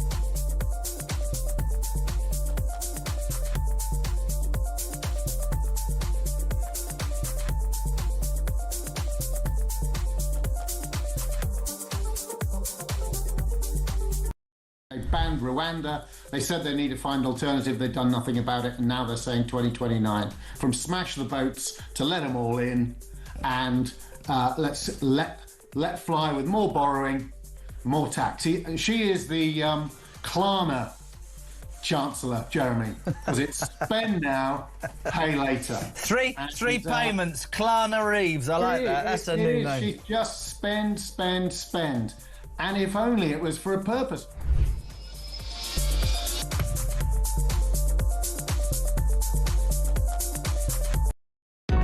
Across the UK, on DAB+, on your smart speaker, on your smart TV, and on your side. This is Talk. This is Talk, the home of common sense. Thank you very much indeed for your company. Devastating news this morning, just a few moments after we came on air. Within a minute of taking off from an airport in India, an Air India flight carrying 242 people, passengers and crew, crashed near the airport in Ahmedabad in Western India, carrying 53 British nationals on board. Devastating scenes, absolutely devastating scenes of that flight, AI 171, due to arrive in London Gatwick Airport at 6:25 this evening. Massive big ball of fire explosion as the plane hit the ground. Big plumes of smoke. Emergency services are on the scene. We have obviously big concerns about those on board the plane, but also big concerns about those on the ground as well, because of course some of the footage is showing some apartment buildings, a plane literally hitting an apartment building, massively built up area in that local area just outside the grounds of the airport. As you'll be seeing on air right now, some footage of the plane having just taken off and then just disappearing from view, a huge fireball being seen and as it hit the ground, and then big plumes of smoke. Well, let's talk to William Hallowell, who's an aviation journalist and joins us now. Good morning to you, William. Morning, Julia. Thank you very much for having me on. Can you just tell us just a little bit more detail about this plane and the circumstances in which a plane could actually, fall from the sky in this way soon after takeoff? Well, firstly, I think it's important that we don't speculate on the cause at the moment. No. As far as I'm aware, there haven't been any reports about what exactly caused the crash. No. What we do know is that the Boeing 787 Dreamliner, it crashed within about a minute of taking off from about a height of 625 feet, which is, it's not obviously massively high compared to how high it's going to fly up, but it's probably, we don't know how many fatalities have come out of the incident yet, but as you said, 53 Brits, about 169 Indian nationals. It has been reported as well that the pilots had about 10,000 hours of flying experience between them. And is that a lot? That would make them very experienced. Yes, it would. Yes. I mean, the other information we know, all flights have been cancelled or postponed, sorry, at Ahmedabad airport at the moment. But like I said, I think it's important that speculation is kept to a minimum at this point. Well, indeed. I know this particular aircraft, Boeing 778 Dreamliner, is it right to say that this is the first time we've seen a crash involving this particular aircraft? That's something that people have been reporting. Obviously, there have been a number of cases in the last year or so involving Boeing aircraft, but it is a terrible tragedy, and like I said, I think speculation as well is important to keep to a minimum. OK, but we're just trying to put together information. Now, Air India has obviously announced that obviously soon after this crash happened, that there had been an incident. They've now set up a dedicated passenger hotline number. I'll read that for those who are watching and listening who may have concerns they've got a family member on board. Although, again, I think it's always important in these situations to establish with someone else here that if that was the actual flight, so that people who definitely have got loved ones on that plane, that they are able to get through. 1-800 5691 444 is the number. That's 1-800 5691 444. That's the number Air India has set up. Now, obviously, there have been big concerns for people back here in Britain with 53 Brits on board. We may indeed, many of the others on board, 169 Indians, 7 Portuguese, 1 Canadian. Obviously, that also includes the 12 crew, but it may well be resident in the UK, given this was a flight to Gatwick. In terms of, I know you want to avoid speculation, in terms of reasons why planes do go down. Now, we're always aware, aren't we, about this extra safety after at takeoff and at landing. Those are the most dangerous times on airlines. Otherwise, air safety is incredibly good, not just in this country, but around the world. What are the specific causes of crashes over time that happen in these sorts of circumstances? Well, one element could obviously be an incident like a bird strike. Like I said, I don't know if that's the exact cause, but these sorts of unexpected issues can obviously arise. A huge part of airline operations is maintenance on the aircraft. So that will obviously be something that the aviation regulators in India will be bringing up. Some sort of Air India. Mechanical failure. Yes, perhaps. That is obviously always one possibility. And like I said, I'm sure we'll find out more information on that as we hear investigations and probes going on from the regulators and I'm sure officials from the government as well. Yeah. Now, obviously, a lot of people will, be careful about which airline they choose to fly. They'll either go, I want to go somewhere, on the cheap and cheerful, a long trusted national airline. Does Air India have a good reputation for safety internationally? Well, I can't particularly comment on that because I don't know if how that would compare if you were to rank up all the different airlines in the world and how that would stack up. Okay. And in terms of what happens now, we know that there's black box sort of investigations that happen after any kind of air incident are very, very important in terms of finding out what happened, and for all airlines and all airline companies and indeed all passengers and crew, making sure they don't happen again. Tell us what that process is. Well, of course, like you mentioned, the black box will have information. We'll be finding out information such as the radio communications that were happening between the cockpit and air traffic control. That will obviously give some form of insight into the reasons that the incident happened and those sad final moments before the plane obviously crashed. And like I said, once the emergency services have carried out all the evacuations of injured people and the area has been made safe, the badly affected infrastructure, the buildings, the official investigation will begin. Like I say, from the regulatory point of view, they'll be involved and they'll be obviously launching a probe into the cause of the incident, perhaps mitigations, or like I said, if it was an incident like a bird strike, looking at those sorts of causes as well. Okay, William Hallowell, aviation journalist, thank you very much indeed for joining us. Philip Ingram's still with us. He's a former senior military intelligence officer. Obviously, we don't know, and it is only speculation at any one time, but at this time. But I mean, again, things, bird strike, mechanical failure, of course, a terror strike. I mean, these things are all possibilities that need to be looked at, and they're seeking out that black box. With 2 black boxes, I think, kept on planes, and to get that information and have an investigation. Concern right now, though, will be trying to save lives. We know that emergency services are on the scene. They're putting out images and putting out flames of local residential buildings that appear to have been hit, and some of the footage showing the plane, fuselage in basically either end of a residential building, so concerned people on the ground. But one of the big issues there will be the fact that the plane was only in the air for less than a minute. Means that it would have had full tanks of petrol, of fuel. Huge amounts of aviation fuel, 58,000 litres of aviation fuel. And the local Hindustan newspaper, the chief correspondent, is reporting that it hit the BJ Medical College at lunchtime whenever the boys that are medical students were in the mess hall, and says that there are casualties there. So this only happened a short while ago, and therefore the priority on the ground at the minute is not looking for black boxes. It's trying to save lives and get the fires out, and then the investigation will start once they've secured the area and you've tried to get as many people out as possible. And indeed, the big concern, of course, is that image of that fireball.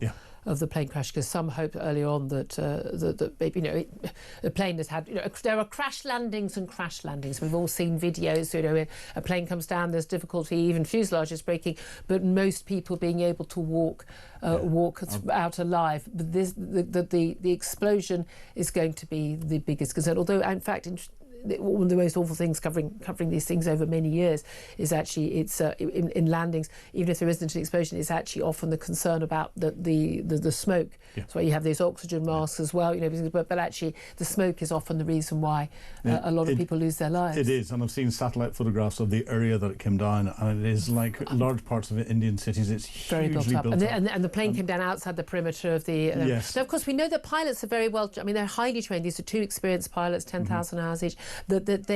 That obviously they're trained in circumstances. We saw, of course, that amazing landing of the plane at the Hudson River in New York some years ago, an absolutely heroic event, Hollywood movie level, where, realising, okay, I can't land, I land on these buildings, I'm going to, we're all going to die, and indeed people on the ground, trying to go somewhere that you cause, even if there are deaths, the minimal loss of life. I think we had no loss of life in that case.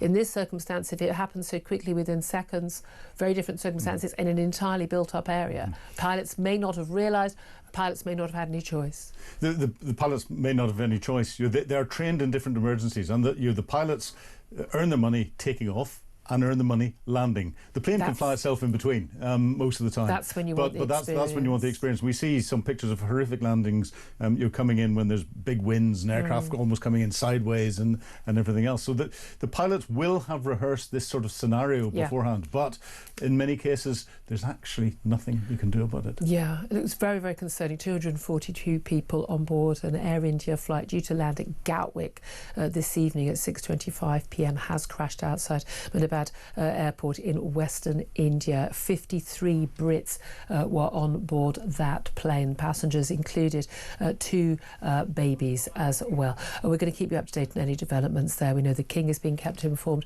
A statement from the Prime Minister as well, saying the images are devastating. He's being kept updated on that situation. We'll keep you obviously updated with all the information as we get it. Stay tuned. This is Talk.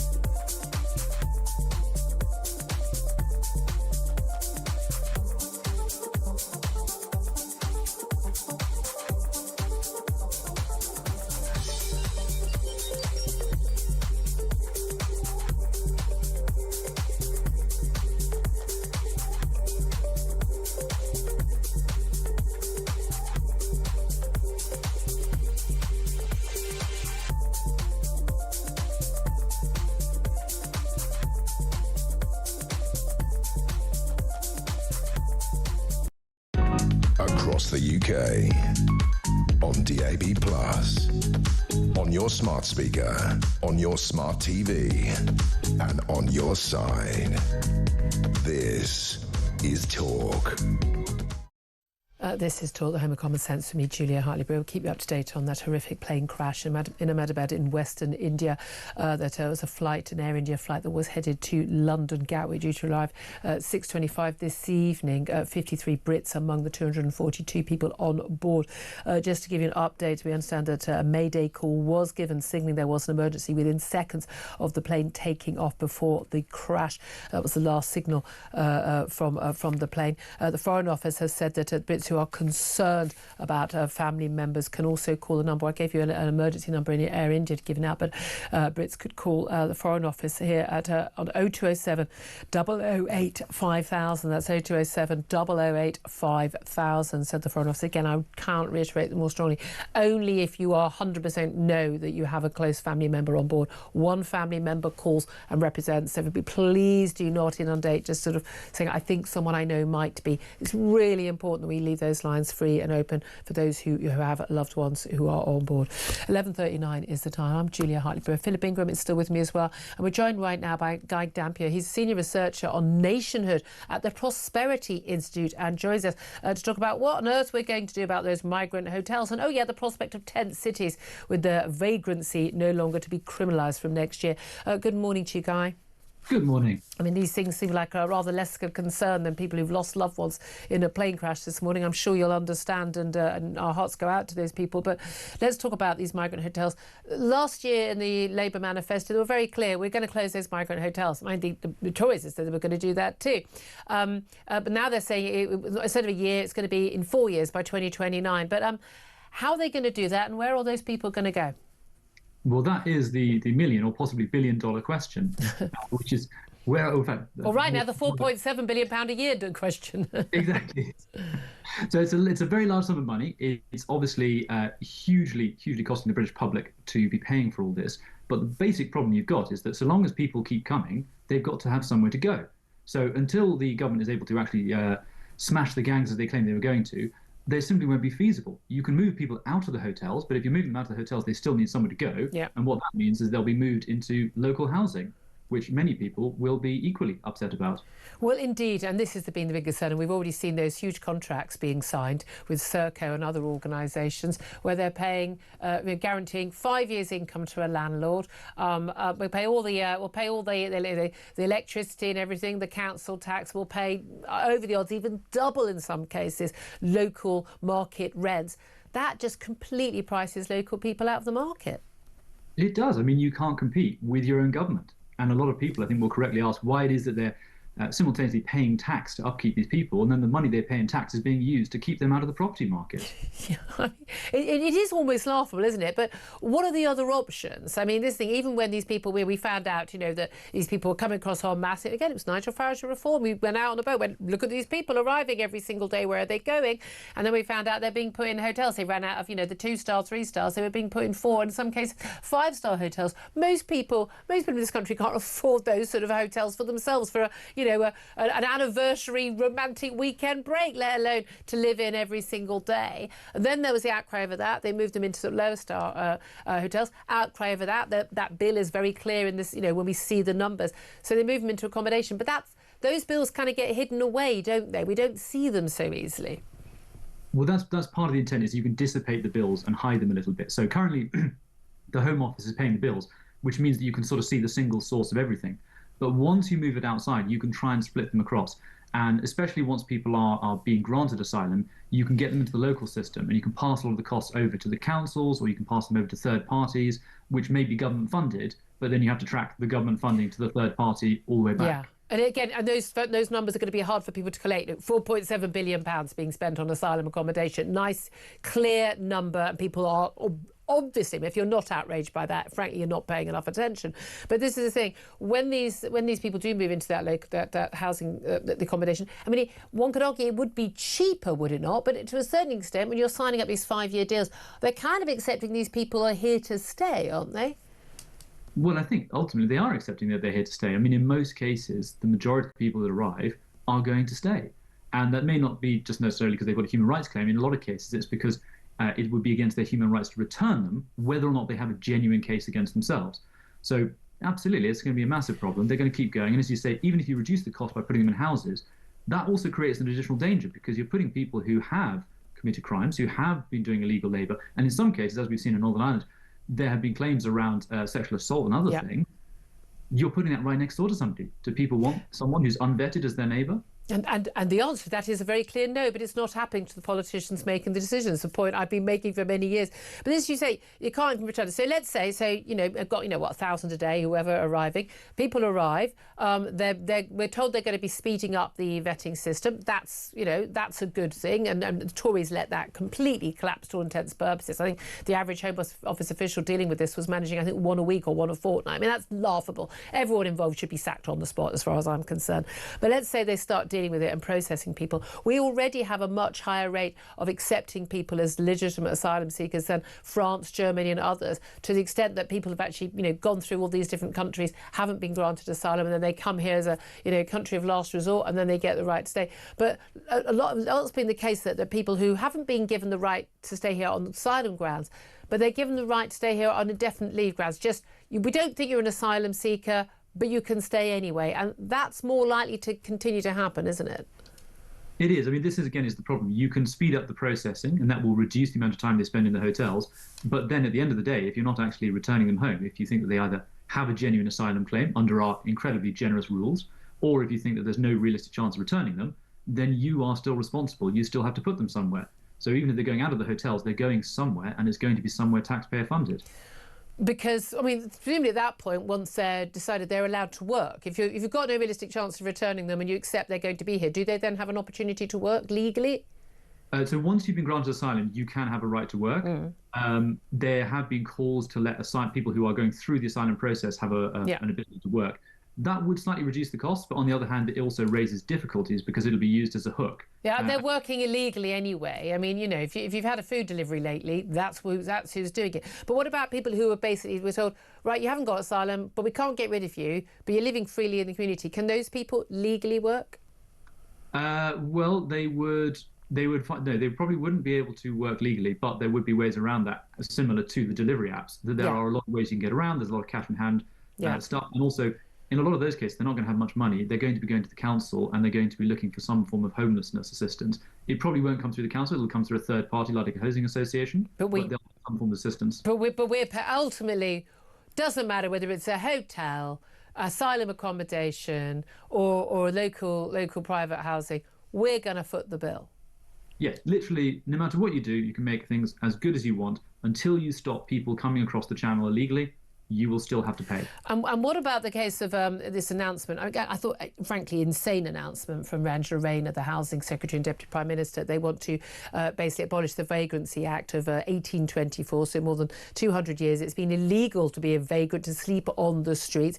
It's become the bane of my local area. It's actually a massive issue. Heroin addicts, mostly. There are people who beg every day. They turn up. They basically commute to turn up. Very punctual to be there for all the commuters who are going to give them money. But there are those who are rough sleeping and are known to be heroin addicts in the area, causing mayhem in the area. But that's going to be legal in a year's time, according to Angela Rayner, raising the prospect that we're just going to have, as you see in places like Paris now, tent cities popping up everywhere. Absolutely. The rules currently are incredibly lax. In fact, the biggest issue really with the Vagrancy Act is that it has been so denuded of powers. Yeah. You can't actually move people on. Yeah. And the largely Roma encampment in Park Lane is a great example. That encampment has been cleared at least 3 times, and it just keeps coming back, and they don't really have much ability to get rid of it. Or the amount of time it takes to go through the process is so long, it's worth their while just to pitch there, make some money, and then come back 6 months later. We have completely lost control, not just of our borders, but of our streets, have we not? Guy Dampier, Senior Researcher at Non-Nationhood at the Prosperity Institute. Really appreciate you joining us. Hope you'll come back on the show. Philip Ingram, your response to all of that? Yeah, well, I think we should take people out of the asylum hotels by putting them into special facilities for asylum seekers. Tents? Why don't we just have tent cities, but we put them in the middle of the field somewhere? Until they're processed, and the majority should be just sent out of the country. Wouldn't it be good if we had somewhere that, as people got off the boats, they're immediately deported to, and then processing happens somewhere else? Wouldn't that be a good idea? Wouldn't that be a good idea? 11:47 is the time. Up next, we're going to be talking about what's been going on in Ballymena. Talk to a local DUP politician in that area. Just to get you up to date, though, on the horrific events, that plane crash in Western India. Rescue workers say that at least 30 bodies have been recovered from a building at the site of the plane crash. Rescue workers say more people are trapped inside. Obviously, concerns about the 242 people on board, including 53 British nationals headed to Gatwick. London Airport due to arrive at 6:25 this evening. Big concerns after that. A plane fell out of the sky within seconds of taking off. A huge fireball landed on residential area in residential buildings. Big concerns for the huge loss of life and other casualties. We'll keep you up to date on that. As we get more, we'll bring it to you here first. This is Talk.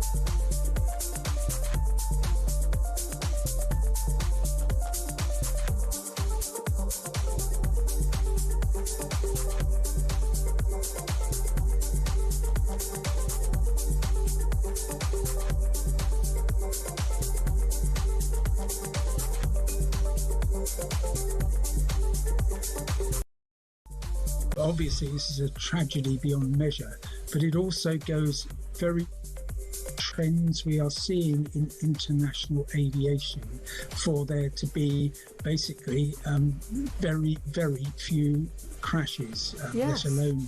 People think of it as that so many people are scared to fly, but it is actually, mile for mile, time spent travelling, the safest form of travel. There are so many areas where, safety has been improved over the years, which is why, of course, such horrific stories become news. Across the UK, on DAB+, on your smart speaker, on your smart TV, and on your side. This is Talk. The Home of Common Sense with me, Julia Hartley-Brewer. If you just tuned in, horrific plane crash that happened in the last couple of hours in India. An Air India plane carrying 242 people, passengers and crew, including 53 British nationals headed for London Gatwick Airport, has crashed within seconds of takeoff into a residential area. Rescue workers say that at least 30 bodies have now been recovered from the building that was crashed into. A huge, big ball of flames and smoke. Really big concerns for everyone, not just on on board that plane, but also those in the residential buildings that were crashed into. Rescue workers are on the scene. They say that more people are trapped inside those buildings. Whether those are people who from the plane or from the buildings, we are not as yet aware. The Prime Minister being kept abreast of events, the Foreign Secretary as well, and indeed the King. A statement from Buckingham Palace has said, we'll keep you up to date as well. As soon as we get more information, we'll bring it to you. Right now, though, let's talk about what has been going on in Ballymena. We've had 3 nights of riots now. We've had local people taking to the streets to concerned about a sexual assault on a 14-year-old girl. 2 14-year-old boys who cannot be named, of course, because of the age, appeared in court, denied charges of the sexual assault, but they needed a Romanian translator in court, clearly not locals. Those riots have spread from, well, a peaceful vigil initially to 3 nights of unrest, including attacks, fireworks thrown, bricks thrown at police, and attacks on a leisure centre where some Romanian families had been taken for their own safety. Well, let's talk about all of this now with Paul Frew. He's a MLA, a member of the Assembly of the DUP for North Antrim, and joins us now. Good morning to you, Paul. Good morning, Julia. Thank you for joining us. Now, in terms of this event, I mean, I've just seen the initial reports. It's like these are just racist thugs. They're on the streets. That's what's happening, and that's the reason for these riots. Is that a full explanation of what's going on? I think damage is done when people generalise the issues here because they are very, very complicated. Let me first of all state that violence is wrong. It needs to stop, and it needs to stop now. It is serving absolutely no strategic purpose. It is drowning out the sympathy and support that thousands of people gave to the victims of sexual crime. I've campaigned for many years around violence against women and girls, and you know, we support those families as best we can, but this is drowning out that sympathy and support for those victims, and so the violence must stop. It doesn't really serve any purpose. I mean, we should all condemn violence, and again, the targeting of people simply because of their nationality, families were absolutely outrageous. I'm sure every right-minded person would agree. But the yobs who are currently on the streets, they are sometimes, some may be representative of local feeling, others most likely not. But there is still, nevertheless, among people who are not taking part in those riots, people who have not committed any criminal acts, massive concern, isn't there, about the scale of immigration, legal and illegal, to the local area. Tell us about the impact of that. So this has been a concern for many years, and I've been raising it for many years, but I have noticed a rising of tension and fear in my community here in Ballymena for a number of months now, and a number of weeks. That has been heightened further. And people have been frightened to walk down their streets, to leave work, to socialise, to meet friends. And it is really worrying and concerning for people and for families. And that goes for everyone here in Ballymena. And I think that has to be articulated, and I think that has to be illustrated, and then something has to be done to assuage that concern and fear. And this is the concern, isn't it? This is very similar to what happened post-Southport, the horrific attack by Axel Rudakabana on those little girls at that Taylor Swift-themed summer camp. Is that lots of misinformation, lots of just dismissing everybody as just a racist, far-right thug, and that their concerns were not genuine, whereas actually an awful lot of law-abiding people would never dream of picking up a brick or setting fire or intimidating anyone in their local community. They share the same concerns. We understand in particular this sexual assault on a young girl that's been alleged. The 2 boys who've denied involvement, they're accused of attempted oral rape. I mean, as a mum of a teenager, I've got to be honest with you, your heart sinks at this. But this isn't the first alleged sexual assault of a teenage girl in the last few weeks, is it, in the area? Yeah, and this has basically been a trigger, if you like. Oh, sorry, Paul, I can't hear you. I think your microphone has dipped or... Sorry, can you hear me now? I've got you back, yes. Sorry about that. So yes, this has been a concern in the local community for a number of weeks now, where we've had a spate of attacks. Now, don't get me wrong, I've been campaigning against violence of women and girls for many, many years, and there's many, many different types of perpetrators. Yeah, so so that has to be said. But there is a massive issue here with regards to concentrated immigration, I believe illegal immigration, and the processes around asylum seeking.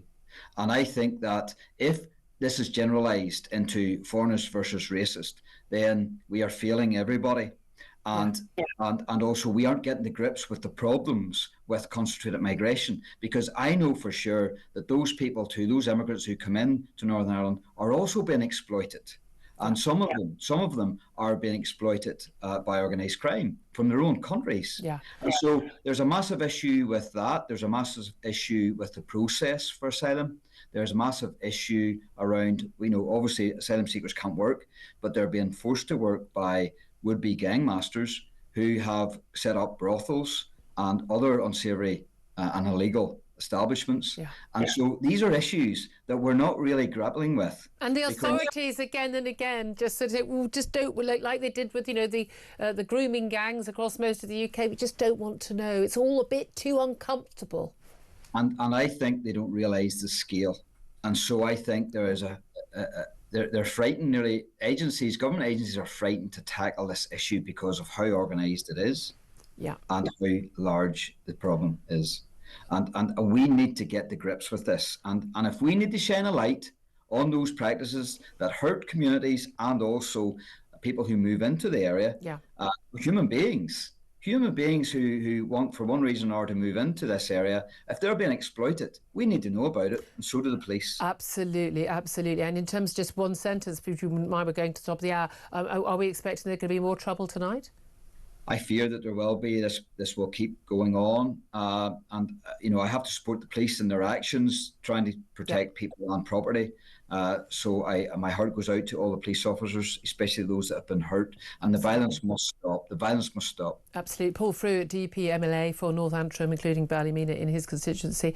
Thank you very much, Dee, for that. Brief word from Philip Ingram. Paul highlights a real problem there. The gangs that Keir Starmer needs to smash are not just those that are based in the continent, they're those that are exploiting the illegal migrants that are in the country here for their own purposes. We can start smashing them at home quickly. Yeah, absolutely. We know so many. Again, it's the car wash, it's those the barbers, the nail bars, but also sex workers. Yes. Yeah, I'm sorry. Sex workers here. I'm sorry, they are largely trafficked workers now. Again, it is really extraordinary, isn't it? Or we'll see what happens there tonight. Look, we're going to go to the top of the hour. We're going to get the latest headlines. We'll bring you more on what has been happening with the awful crash of that Air India flight involving 53 Brits. We're also going to be talking more about the absolutely useless spending review. This is Talk.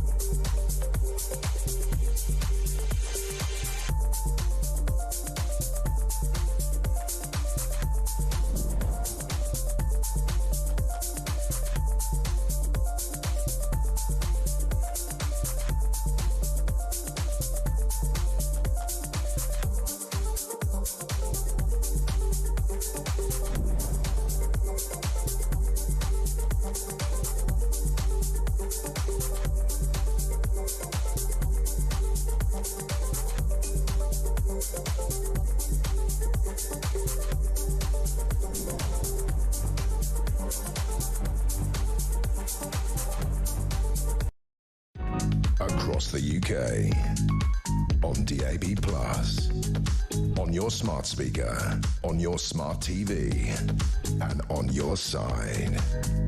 This is Talk.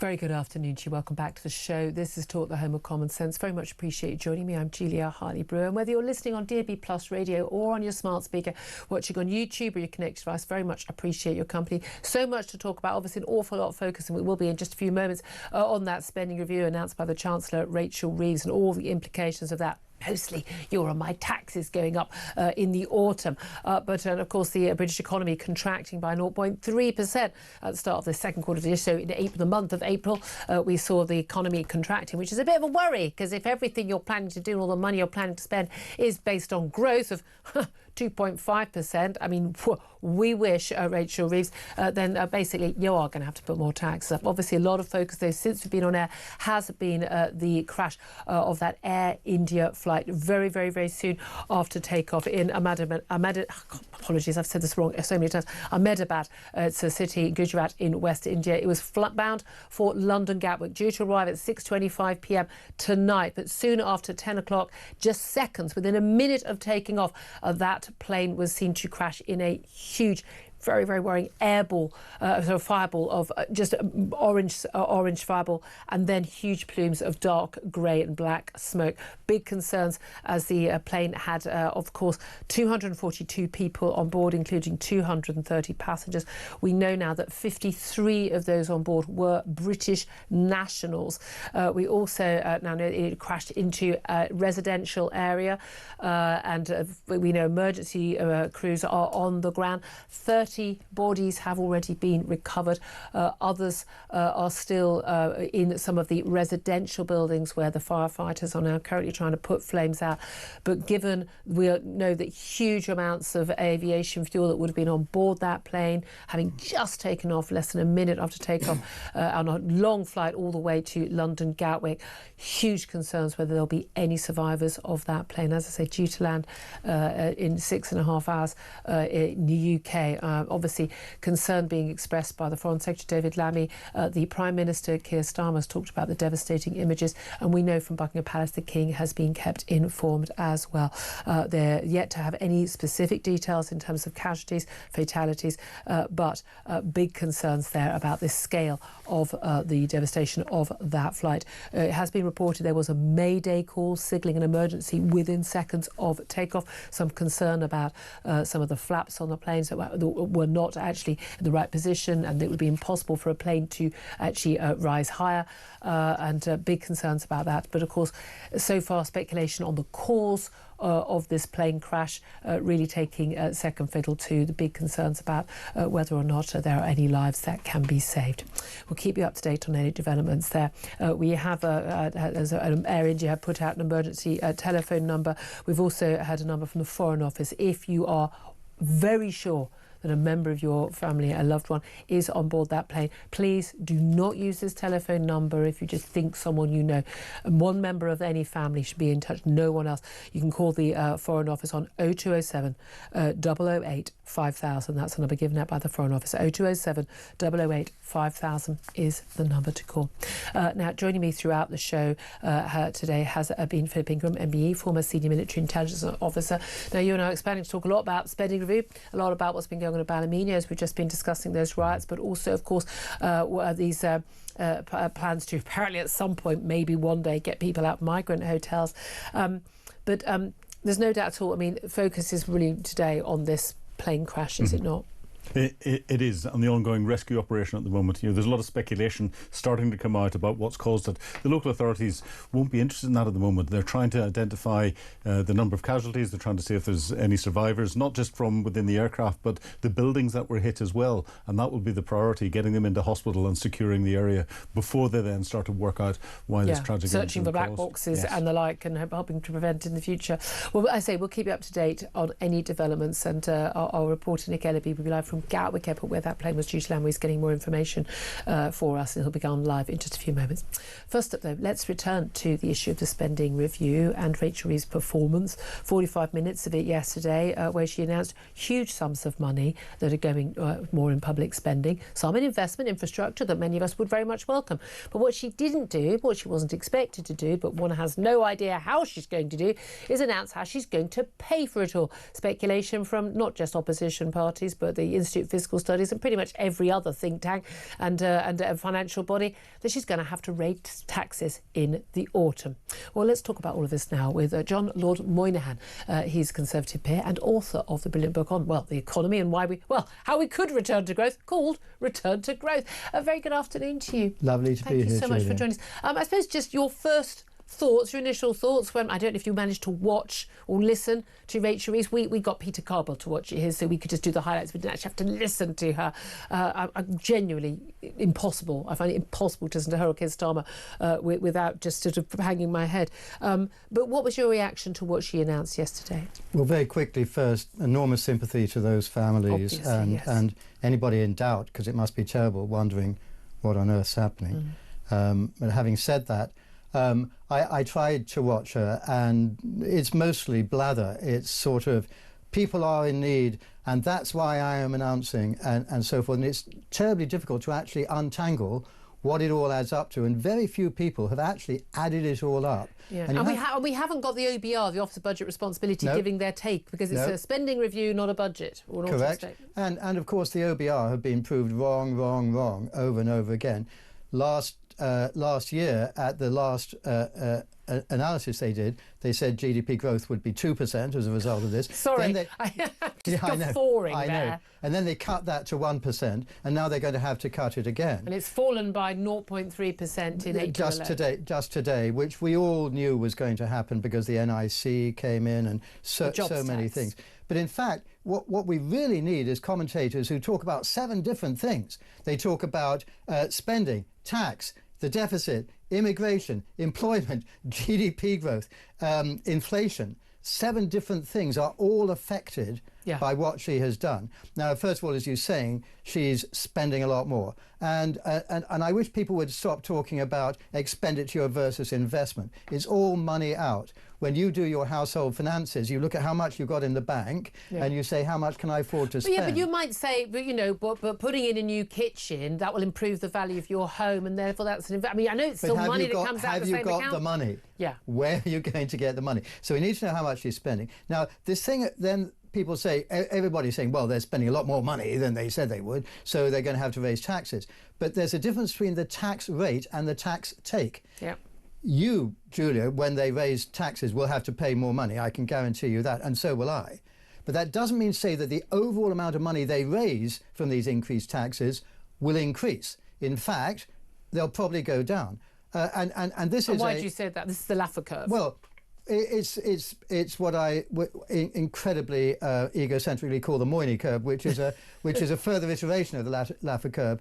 It actually explain it in simple terms for us, please. I've written about this since 2016. Every year, they announce more taxes, and they say, therefore, we're going to get more money coming in because we've raised tax rates. And I wrote in 2016, and I wrote every year since, the British people won't pay more than about 36% of GDP in taxes. You won't get more than that out of them. So what is happening now that they're increasing taxes on steroids, is there's a flood of people out of the country. Yeah. And it's what 1 millionaire every 45 minutes. Exactly. So it's what the lefties call millionaires and billionaires, but it's not actually. It's high-end hairdressers. It's high strivers, 25 years old in the city. They're all going off to Dubai, to Monte Carlo, to New York, to Australia. But they won't all go. Look, Dubai is now somewhere between the 7th and the 11th largest British city. Yeah. Right?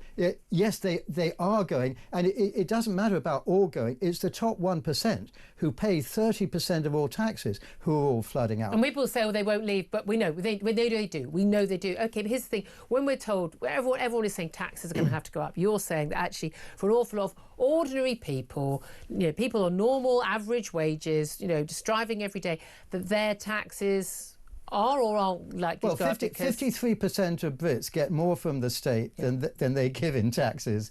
So they're not paying very much in tax, and they're getting half. working tax credit, bit universal credit, bit that's half. I'm assuming that you're paid an unconscionably large sum of money because you're so fantastic. I do this for free. You're so fantastic at what you do, and so therefore you will be hit, and you won't want to leave. I won't want to leave. Better off people should pay more tax than people who are struggling, shouldn't they? Well, they do. That's what I said. The top 1% of taxpayers pay 30% of all income. So tax. when people say, I mean, this is very much, a Jeremy Corbyn, tax the rich. I mean, everyone says people won't vote for higher taxes, but they did in 2017, when Jeremy Corbyn, almost got in 2017. Correct. Because it was other people over there. Exactly. But the reality is, not only do those people leave when they can, the concern is also they are the people who provide the jobs which enable other people to pay tax. Correct. And for 10 years, every year, I've said it won't go up above 36%. They're forecasting, the OBR forecasting, 38% of GDP will be the tax take. They forecast that with Sunak and Hunt. This is an ecumenical criticism. The Conservatives were just as bad as Labour. They all forecast we'll be able to get more money in taxes by increasing tax rates, and it never happens. But fundamentally, Rachel Reeves has said, look, we're not going to borrow anymore. And we were spending already over £100 billion a year just servicing, just paying the interest on our debt. We're not paying off the mortgage, we're just on an interest-only one, guys. We've still got that debt. But she's also said, she wouldn't raise things like, she said income tax, VAT, national insurance on working people. They then basically pretended that didn't include national insurance for employers, which was a simple lie. It's a breach. However, if they're not going to raise, I don't think politically they can get away with raising VAT apart from on private school fees, obviously putting that in place, or national insurance or income tax. In which case, what are they going to do? Because they're going to be getting it from people on average incomes, because there are more of them than there are of the rich people, and people on average incomes can't afford to move to Monte Carlo. Correct. Well, they can afford to move to Dubai. Lots of good, hard-striving people are. But you have to add up the math when they say they're not going to borrow more. They're saying that they're spending 45% of GDP on their various programs, partly because they're paying so much money to the public sector trade unions. In fact, when you throw in the investment, it's more like 47%. If you think that they only get 36% of GDP in tax, and they get about 4% more in rents and things like that of government property, so they'll be up to 40. That's a deficit of 7% of GDP, which is horrendous. Give us, what sort of numbers? Because, again, most people don't even understand percentages. Absolutely. So what sort of what actual numbers GDP are we talking? is about £2.6 trillion right now. Yeah. So half of that is £1.3 billion. 47% is just a bit less than that. And a 7% deficit is a couple of hundred billion. Not going to help you here. Couple of $100 billion. Let me just get that from the back of the sofa. Couple of £100 billion more that we're spending than we've got coming in tax. They're saying a lot of people are saying it's a £300 billion expenditure package when you include investment in this latest That's not sustainable. I'm going out on a limb here. No, the IMF is going to come calling. There was what they did. Wait a minute, but aren't all the other countries in Western Europe doing it as well? We've had Elon Musk in America saying that they're multi-trillion dollar debt. We're worse. Our GDP is worse. Don't forget that the big thing that's dropping in GDP is manufacturing. Why is manufacturing dropping? It's because we have the highest electricity prices in the developed world. And so all the manufacturers are closing down, going offshore. Also, we've increased NIC, so it's much more expensive to hire somebody. So you're just getting less and less and less. Every single fact. But this is the thing, isn't it? When the government talks about we're going to predicate everything based on growth, again, I'm in favour of some of the infrastructure spending. I want reservoirs built. I want nuclear power stations built. I want infrastructure in the Midlands and North. Exactly, you need the money to pay for it. Now, you might borrow in advance because that's going to improve our economy overall and give us secure energy. So you borrow to pay for it, but you need to have a plan in the future. We're not going to be getting 2.5% growth. No one is thinking that's going to happen. In fact, our best chance of getting it is if we go to war, because war is great for growth, isn't it? It's great for economy because you go onto a war footing and then you start manufacturing. But given the uncertainties over Donald Trump's whims on any given morning, in terms of trade tariffs. Given where we are with Vladimir Putin, we've had warnings from the German spy agency chief that he thinks that Vladimir Putin's going to test a NATO country next after Ukraine. People predictions of us, a war, between China invading, seizing Taiwan or controlling the waters around Taiwan within a couple of years. If you think Ukraine had an economic impact, think again, hold my beer, says China. Yes. We have so much coming down the line, which would each individual thing would throw not a spanner. I mean, I've thrown, goodness me, multi-billion, multi-trillion pound spanner in the works.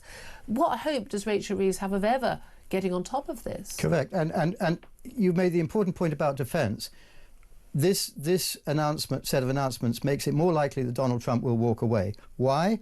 Because they will walk away from NATO, will walk away from supporting us, because she says, we're increasing defence expenditure. How did she do that? We're spending this much, and then over here we're spending this on intelligence, on the Foreign Office and so forth, and she's just taken those numbers and put them into the defence spend and said, look, we're spending more on defence. We're actually not spending a lot more.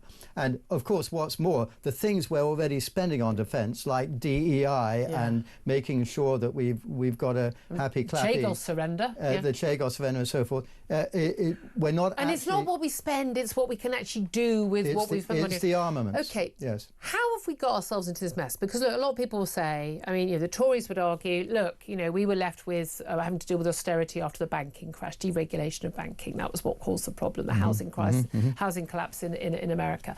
The Labour Party would say, no, it's all down your lockdown policies. Of course, they would have supported more and longer lockdowns, so they're not off the hook there. Then it's the Ukraine war, and everyone's always blaming, but of course, again, that spike in energy prices largely down to long-standing policies of us not having a secure energy in this country already ourselves. And again, the bailout of people's energy bills, Labour was calling for it as well. They're all just as bad as each other, I think most of my audience would say, and I would say. But how have we got into a mess where we just go, we're just going to keep spending and spending and spending and raising taxes and raising taxes? And there might be a little correction here and there by a tiny amount. Because is any of that sustainable long term? I don't think it's much to do with the 2007 crash. What happened was, back in the year 2000, Tony Blair and Gordon Brown were spending about 1/3 of the economy on government expenditure. That's when we were booming. Now it's almost half. Back in 2000, under Tony Blair and Gordon Brown, they were raising tax at a lower number than that, and thus creating a surplus every year. For 3 years, this country was in surplus and paying its debt down. Didn't we also we still had some leftover North Sea oil money? There were other things going on that meant things were going well. But basically, we had a smaller government and lower taxes, and then Gordon Brown went tonto and started spending, and then they were talking of austerity in 2010. That wasn't austerity. We were actually growing our expenditure every year. And ever since, we've been spending more and more and more. And unfortunately, I think I know I'm well off now, so, people can yell at me for talking from the comfortable position of being well off. But for most people in this country now, and for the commentariat, the emphasis is on rights, not responsibilities. And it's my right for the government spend this money on me on this, and this. Nothing about it's my responsibility to stand on my own, to look after my family, to live within my means, and to not look to the state to provide everything. Yeah. Because when you do that latter, then you get an economy that doesn't grow. And we're now the 27th richest in terms of GDP per capita around the developed nations, out of 45 nations. And it's per capita that matters. We've been told for years, mass immigration is great, it was great for the economy. No, and again, that's simply not the case in terms of the majority. But also, low-skilled, low-wage work. But also, once you added the extra number of people, you had 10 million more people, but you don't build any more houses, don't build any more infrastructure, so you have that cost. Half of social housing is now occupied by foreign-born... Yeah, in London. Yeah. What is the answer? Because, and I say this I think we get the politicians we deserve, because voters say, I don't want my taxes to go up. You can put taxes up on John, that's fine. I don't want my taxes to go up. But you need to pay the nurses more. But I want more for the schools. I like my kids' teacher. But I want that new power station. But I want you to build some more rail link. More police, please. More prisons, please. Yeah. Everybody wants more, but everyone says, I don't want my taxes to go up. Aren't we responsible as a whole, the British population, for this mess? Because politicians do it. They lie to us, but I think we force them to lie to us, because if they said, we're going to have to put your taxes up to pay for this, or we're not going to have it, I don't think they get voted in. Huey Long said it almost a century ago. He said, don't tax me, don't tax thee, tax the fella behind the tree. And it's always been the same. And so you've got to have politicians, and I don't think there are any right now, who say there is no money. You have responsibilities.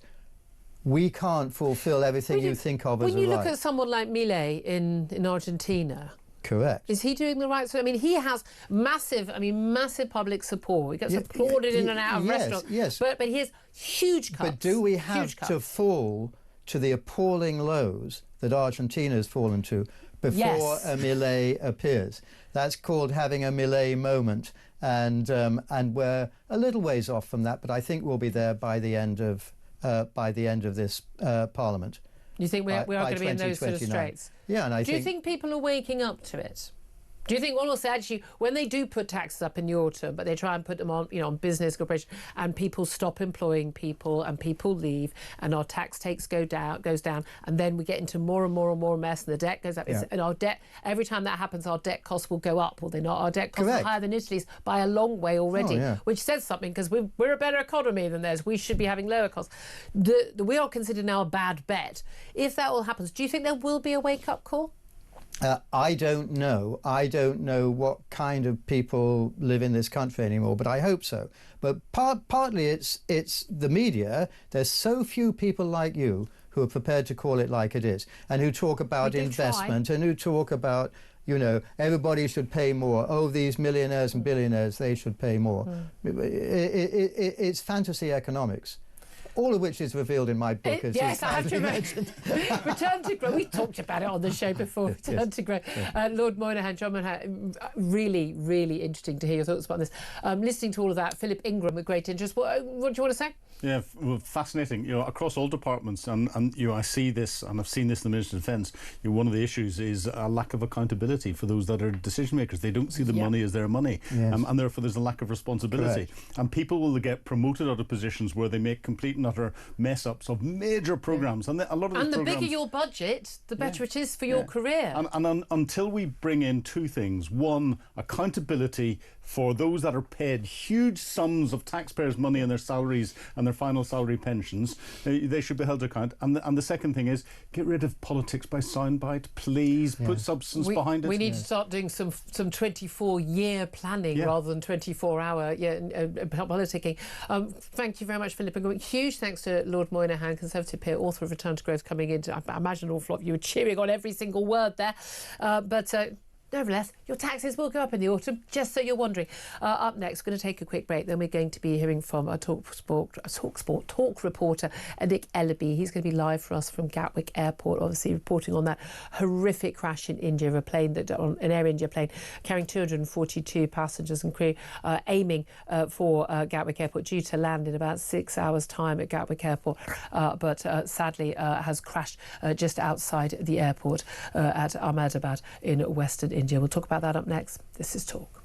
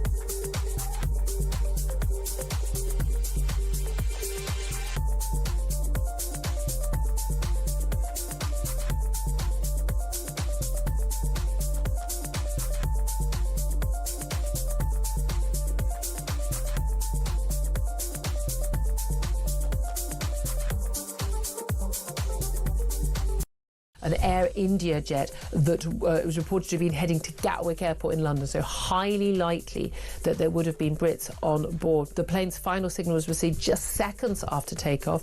The aircraft was lost at 10:08 a.m. local time, less than a minute after takeoff. It had reached 625 feet, and it fell just outside the airport. It had just taken off from Ahmedabad's airport perimeter. The aviation minister for India has said they are on the highest alert, and rescue teams have been mobilised.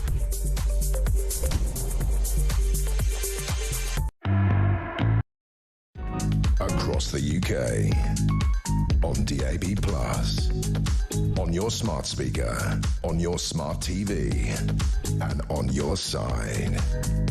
This is Talk. This is Talk, the Home of Common Sense, for me, Julia Hartley-Brewer. 12:28 is the time. Let's go live right now to Gatwick Airport, where our Talk reporter Nick Ellaby is on the scene. And obviously, Nick, this is where in, just about 6 hours' time, this Air India flight was AUI 171 was due to land with some 242 passengers and crew on board from India. But sadly, we've seen that crash just within a minute of takeoff in Western India. Can you tell us the latest that we know about what has actually happened? Yeah, good afternoon, Julia. That's right. As you say, that Air India flight was supposed to arrive here at Gatwick at 6:25 this evening. What we do know is that it came down around 9:08 UK time this morning. Flight radar information showed it didn't get more than 650 feet off the ground. We understand there was a mayday signal just before the crash. It came down in a residential area called Megani Nagar, just outside Ahmedabad Airport. Unconfirmed reports that it's hit a doctor's hostel there.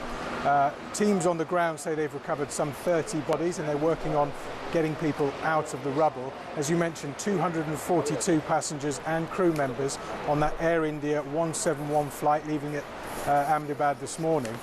We understand 53 British nationals were among that 242. 169 Indian nationals, and also one Canadian and one Portuguese national. The plane itself was a Boeing 787, a Dreamliner. We understand it was around 11 years old. We know the pilot had some 8,000 hours of experience. There was lots of unconfirmed video and photos coming out of that crash, but pictures, shocking pictures and video of a ball of flames as it came down. UK Foreign Office teams are working both here in the UK and in India with the authorities there. Crisis teams have been set up. Here at Gatwick, they've also set up a sort of crisis family centre. People here have told me they're already starting to get calls and visits from people who believe that their loved ones and family and friends were on that flight. So, you know, that's quite a tense situation, really. And in terms of the authorities here, the Prime Minister Keir Starmer has been kept informed. He says his thoughts and prayers are with all the passengers and their families at this deeply distressing time. Called the whole incident devastating, and Indian Prime Minister Narendra Modi said that the whole thing is heartbreaking beyond words. It's the biggest crash that's ever happened in Ahmedabad. And as I say, crisis teams from the UK Foreign Office working here and in India, and also here at Gatwick, crisis teams set up for a family centre for anyone wanting to come here and find out more information about their loved ones and family, Julia. Thoughts and prayers are with them. Absolutely. Now, we know, of course, this is a plane that had just taken off for a long flight all the way to the UK, and therefore huge amounts of aviation fuel on board, and that will, of course, cause even more issues when the plane hit the ground in terms of the explosion. And you mentioned this ball of flames, video emerging within minutes of this plane seen in the air, disappearing below trees, and then this huge ball of flames, and then thick plumes of dark black and grey smoke. Big concern also that the plane crashed into residential buildings in a very, very densely populated area of this city, just outside the airport perimeter. Yeah, as we understand that they lost signal with the plane about a minute after it took off, and we understand less than 5 minutes after takeoff it came down. As you mentioned, yeah, a very residential area called Megani Nagar, just outside the compound area of Ahmedabad Airport. There are pictures of the tail cone of the airport sticking out of a building. The authorities on the ground in India say they've recovered some 30 bodies from the rubble. As I say, they're working on pulling people out of that rubble as we speak. But yeah, I mean, shocking incident, and as I say, thoughts are with everyone. Indeed. Well, we've got video footage, obviously, of rescue workers trying to, put flames and smoke, get to quell the smoke on residential buildings that appear to have been set alight. As you mentioned, footage of some of the fuselage actually poking out of this building. Big concern. We understand a medical college was struck. This was around lunchtime in local time when this airliner struck. So big concerns, people on the ground as well as in the air.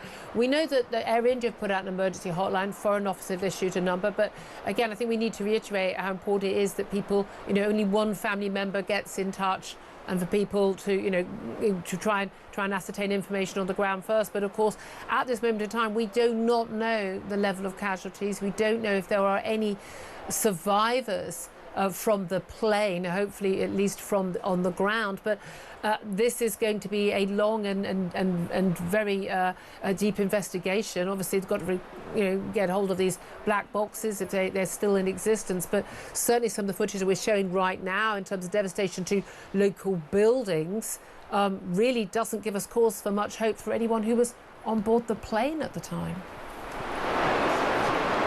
Absolutely. I mean, very difficult to survive something like this. You mentioned the black boxes there. I mean, the investigators will be getting as much information as they can from those flight paths, from the radars.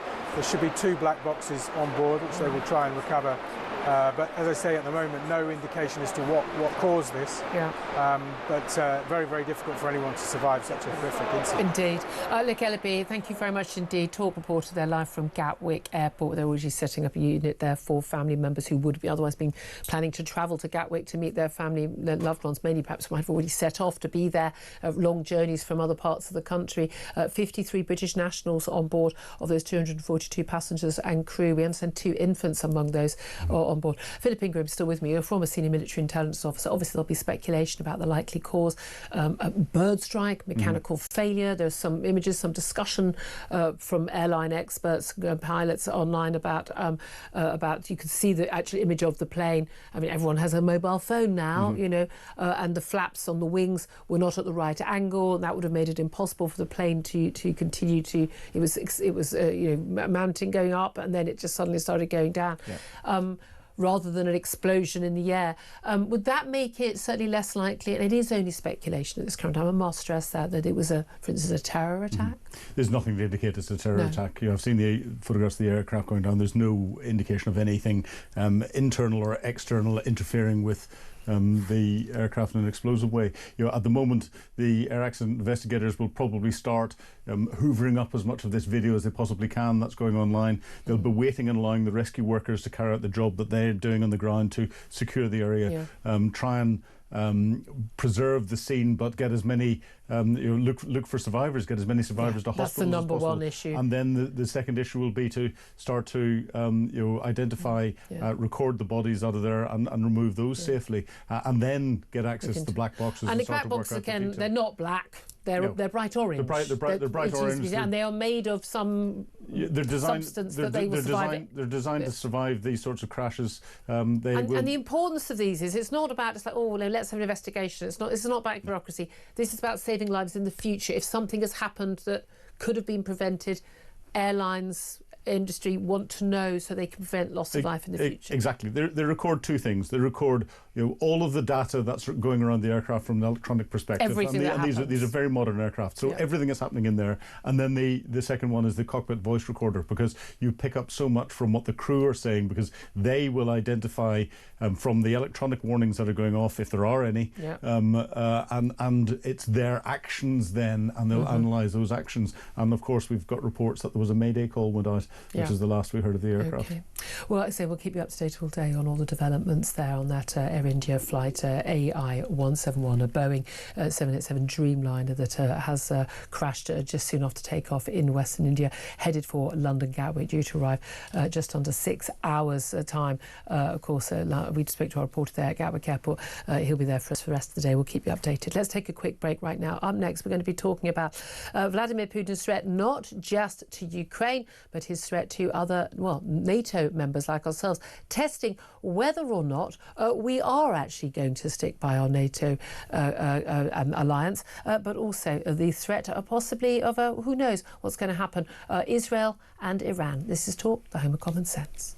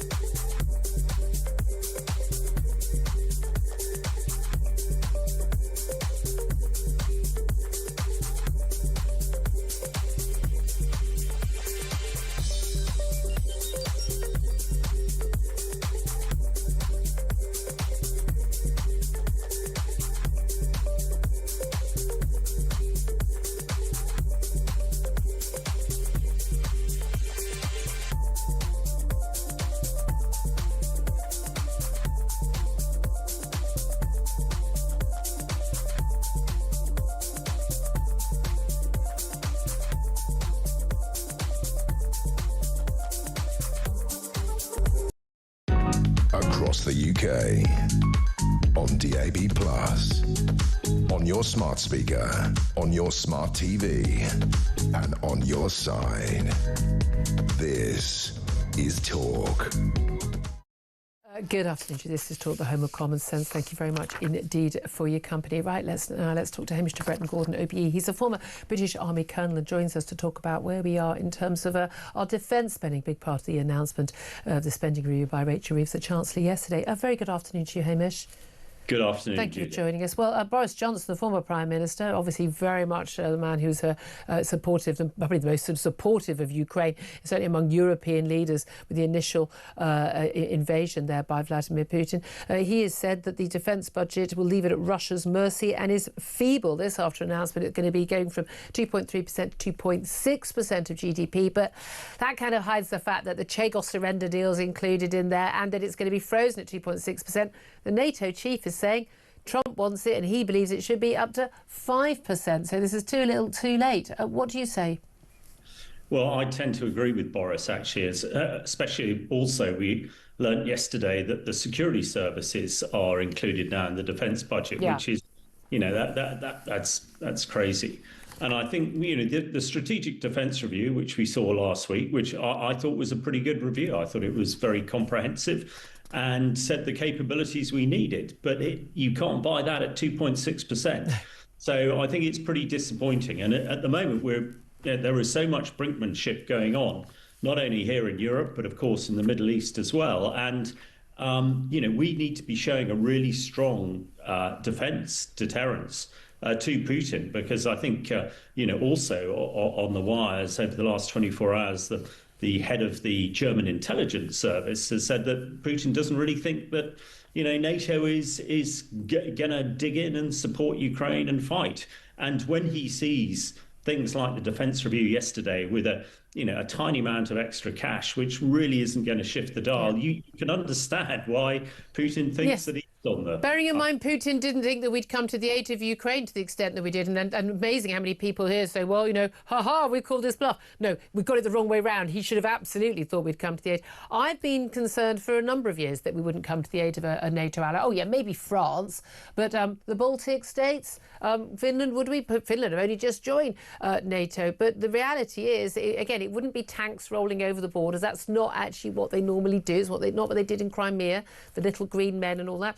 But it is interesting, the German spy chief is basically saying, look, he's going to test our resolve. And many of us worry that we will be found wanting. Well, absolutely. And I think, the Finns don't need our soldiers. The Finns have got a million of their own they can put into the deck. We'll be needing theirs. But we entirely. But we need to demonstrate resolve, and there is a British battle group in Estonia. That's a good thing. But we just can't rely on providing advice and command and control. We need to put sort of military hardware down there as well, because again, this is what Putin respects, and for some reason, Putin sees absolutely the UK as the main protagonist here. Whether we are or not is irrelevant. Putin has got it in for us. So whatever we do is going to impact him far more than anybody else, which is why we need to show resolve. And as you say, he shouldn't be having these questions. There should have been absolutely no doubt that we wouldn't pile in to help Ukraine. There should be absolutely no doubt that we won't pile in with the rest of Europe. But of course, we don't have. We don't have a NATO Article 5, commitment to Ukraine. But we did sign a deal with the US, Russia, and us to guarantee the borders of Ukraine. So I believe we did have a duty of care, which we should stick by. In terms of the threats we have got, there's a lot of talk about Russia moving its planes to a remote base far away from Ukraine as possible over those drone attacks. They are clearly worried, but we've also got concerns that this summer we will see a drive forward from Russian forces ahead of any possible maybe attempts in the future to come to some sort of peace deal and keep as much territory as possible. Is that a concern for you? Absolutely. I think, first of all, Putin has no interest in peace at all at the moment. And we should really note that, whatever we're doing. The movement of his expensive bombers away is a really good thing. And I think it demonstrates in Operation Spider's Web that Ukraine can do the business. If we give them the wherewithal, they will carry out and do it. And they've always said that. Zelensky's always said, we don't need you to spill blood, we can help. Can I ask you also about what's going on in the Middle East? I know you keep abreast of many things and you've been very much involved in helping, years ago, getting injured children out of Syria. I know you keep up on these things.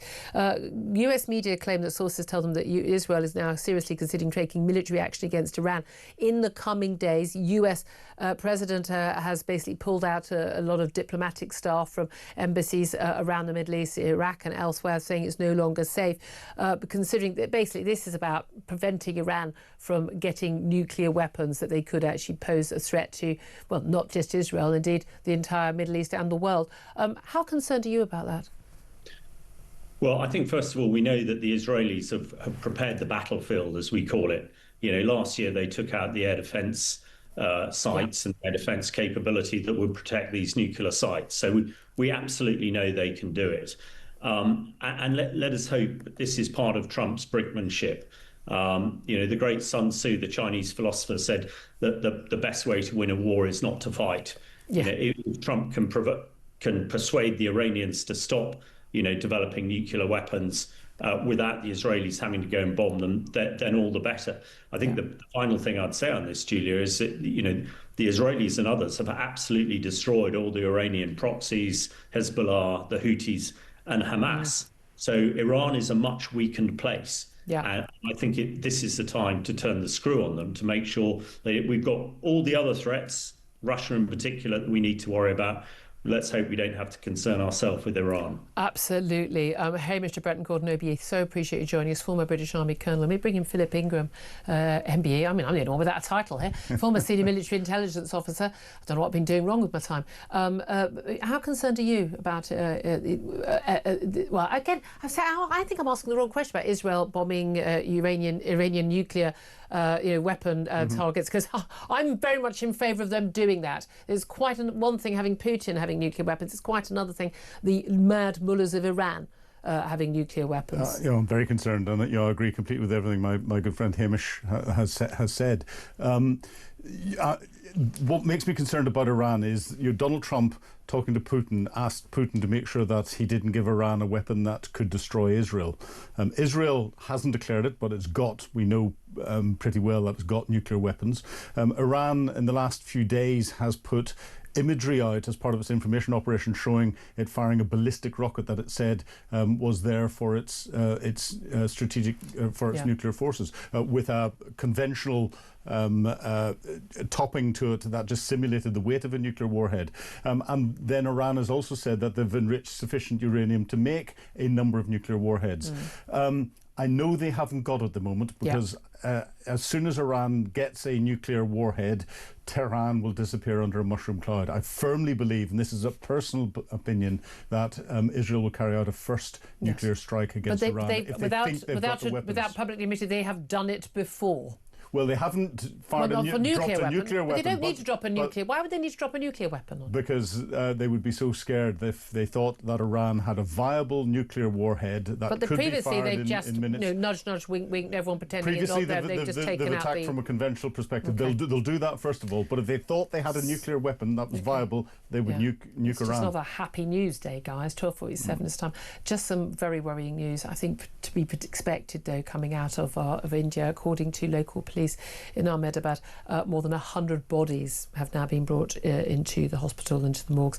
There was 30 reported earlier, more than 100 bodies. And these are not patients, these are bodies recovered from the crash scene. The big concerns 242 people on board, 53 Britons, of course, but also local residents, local residential buildings, massive big cloud of fire and smoke, big concerns over those on the ground as well. Up next, we're going to be talking to an aviation analyst about what could possibly be the cause and how the air investigation will go. But of course, many people still worried. That flight was due to land at Gatwick Airport later this early evening, and of course is on the ground in a fireball in India, and obviously big concern for many families and friends of those loved ones. 53 Brits known to be on board that flight heading to Gatwick. That's coming up in a few moments. This is Talk.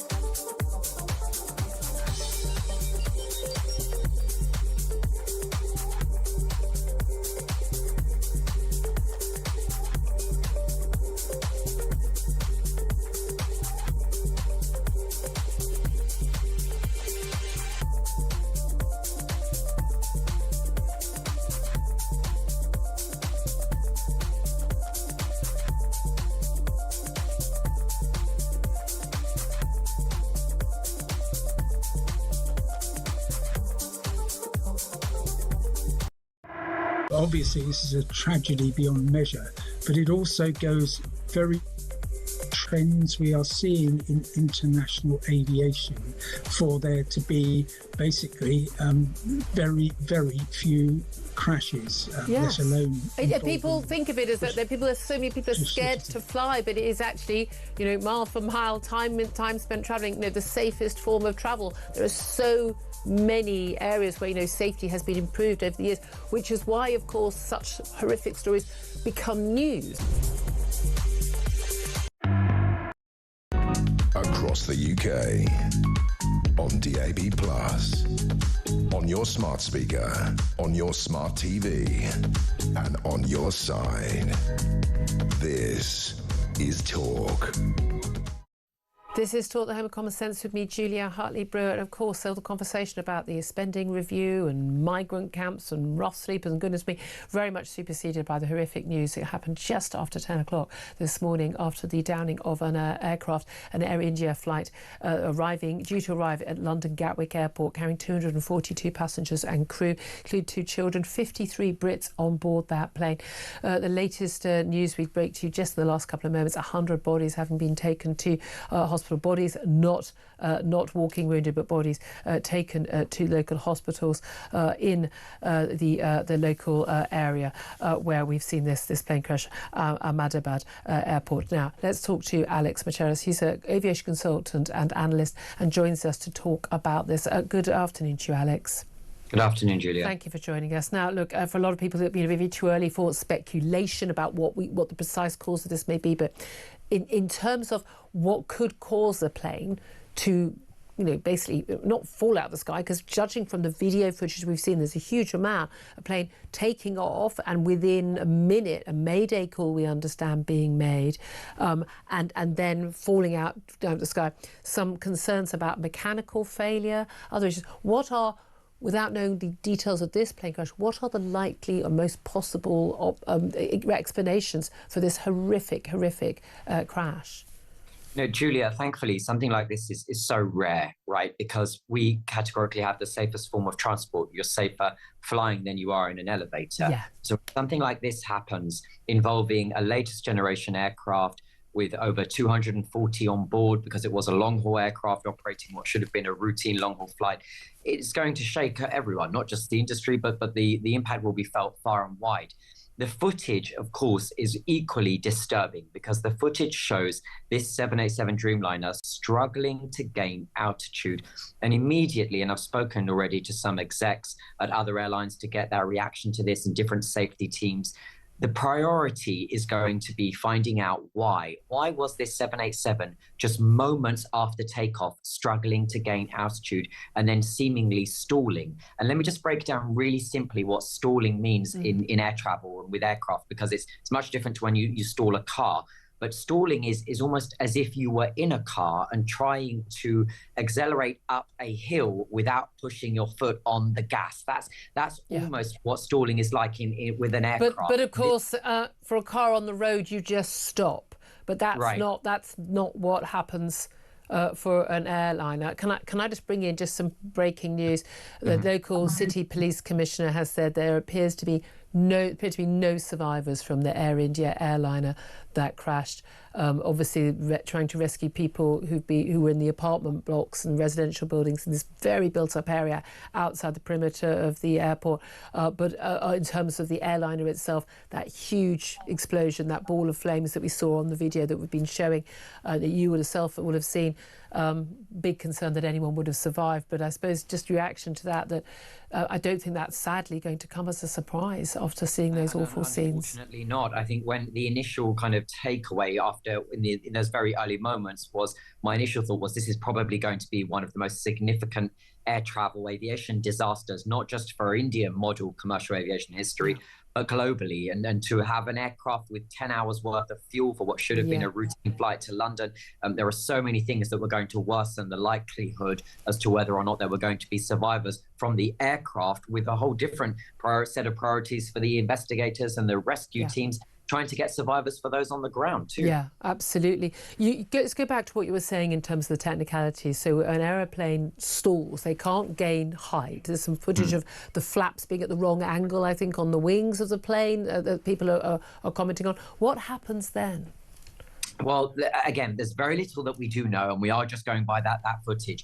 But as I say, it does look consistent with a stall. Now, why? Why do aircraft stall? It can be a number of reasons. And what I would caution is that it is typically so many different contributors that come together to form that final outcome, rather than just one thing. Before we say, it's probably the flight crew, or maybe it was the aircraft. It's usually a cocktail, a kind of a mixture of contributors that happen over a period of time that lead to that tragic eventuality. The part that I will specifically laser in on, though, is the aircraft. This is an aircraft that until this morning has never been involved in a fatal accident, has never had a fatality associated with it. And that's not by coincidence. The aircraft has been with Air India for over 10 years.